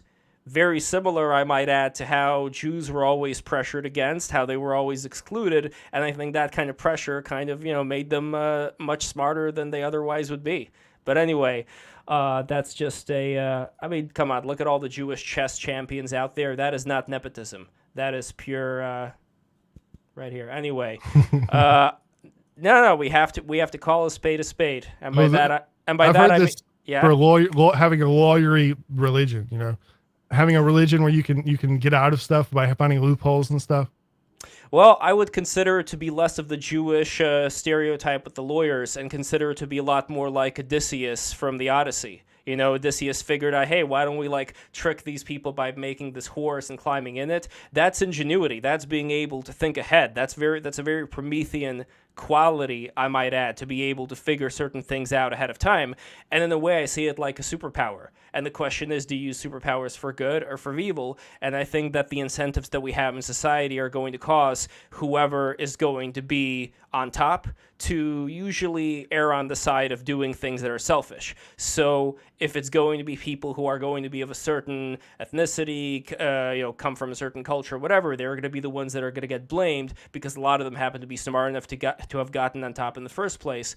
But all that I am striving to get to these 4chan fuckers out there, and I love all of you who are listening, is to make some room in your heart for the idea that there is a lot more Jewish people out there who are actually in favor of having a high-trust society where people are not going to get beat up in the fucking streets. But anyway, I've talked too much about this on BTR. I thought this would be the last time I do. Apparently not. Andre, €2. This is the final super chat, and then we're going to go. This is that assimilation pressure. Yes, it is. Everyone listen to the Good Old Boys podcast. Hey, there we go. There's a plug. There's a plug for you over here. Nice. Thank you. Yes, everybody subscribe to Bogbeef. Looking forward to having you back. And listen, everybody, if you have not subscribed to BTR right now, why don't you do that? And I'm sure that you have a lot of the Patreon listeners who are here right now. So for all the Patreon people, be sure to quickly go to patreon.com/breaktherules. Become a patron today. Here is the link in the chat. It's right here. Go in there. You'll enjoy it. We're going to have MP3s of the episodes after they come out to the patrons, and you're going to have special Discord privileges. Speaking of which, here is the link to Discord. So be sure to become a Discord subscriber as well. You could find Break the Rules on BitChute, Odyssey. What's the one? The green one. What is that called? Oh, I don't know. Damn it. You know what I'm talking about. We're everywhere. We're on Twitch. We're on, I don't know, we're not on DLive anymore, but we are on Spotify and Apple. So for the MP3 listeners, you could listen to Break the Rules there. Curtis Yarvin coming back next week, baby. That's going to be his like 4th appearance now? Holy shit. Oh, damn. He's becoming a regular. Can you believe that? So anyway, guys. I love you. I love Curtis Yarvin. He's a fun dude. Anyway, guys, thank you so much for watching. Have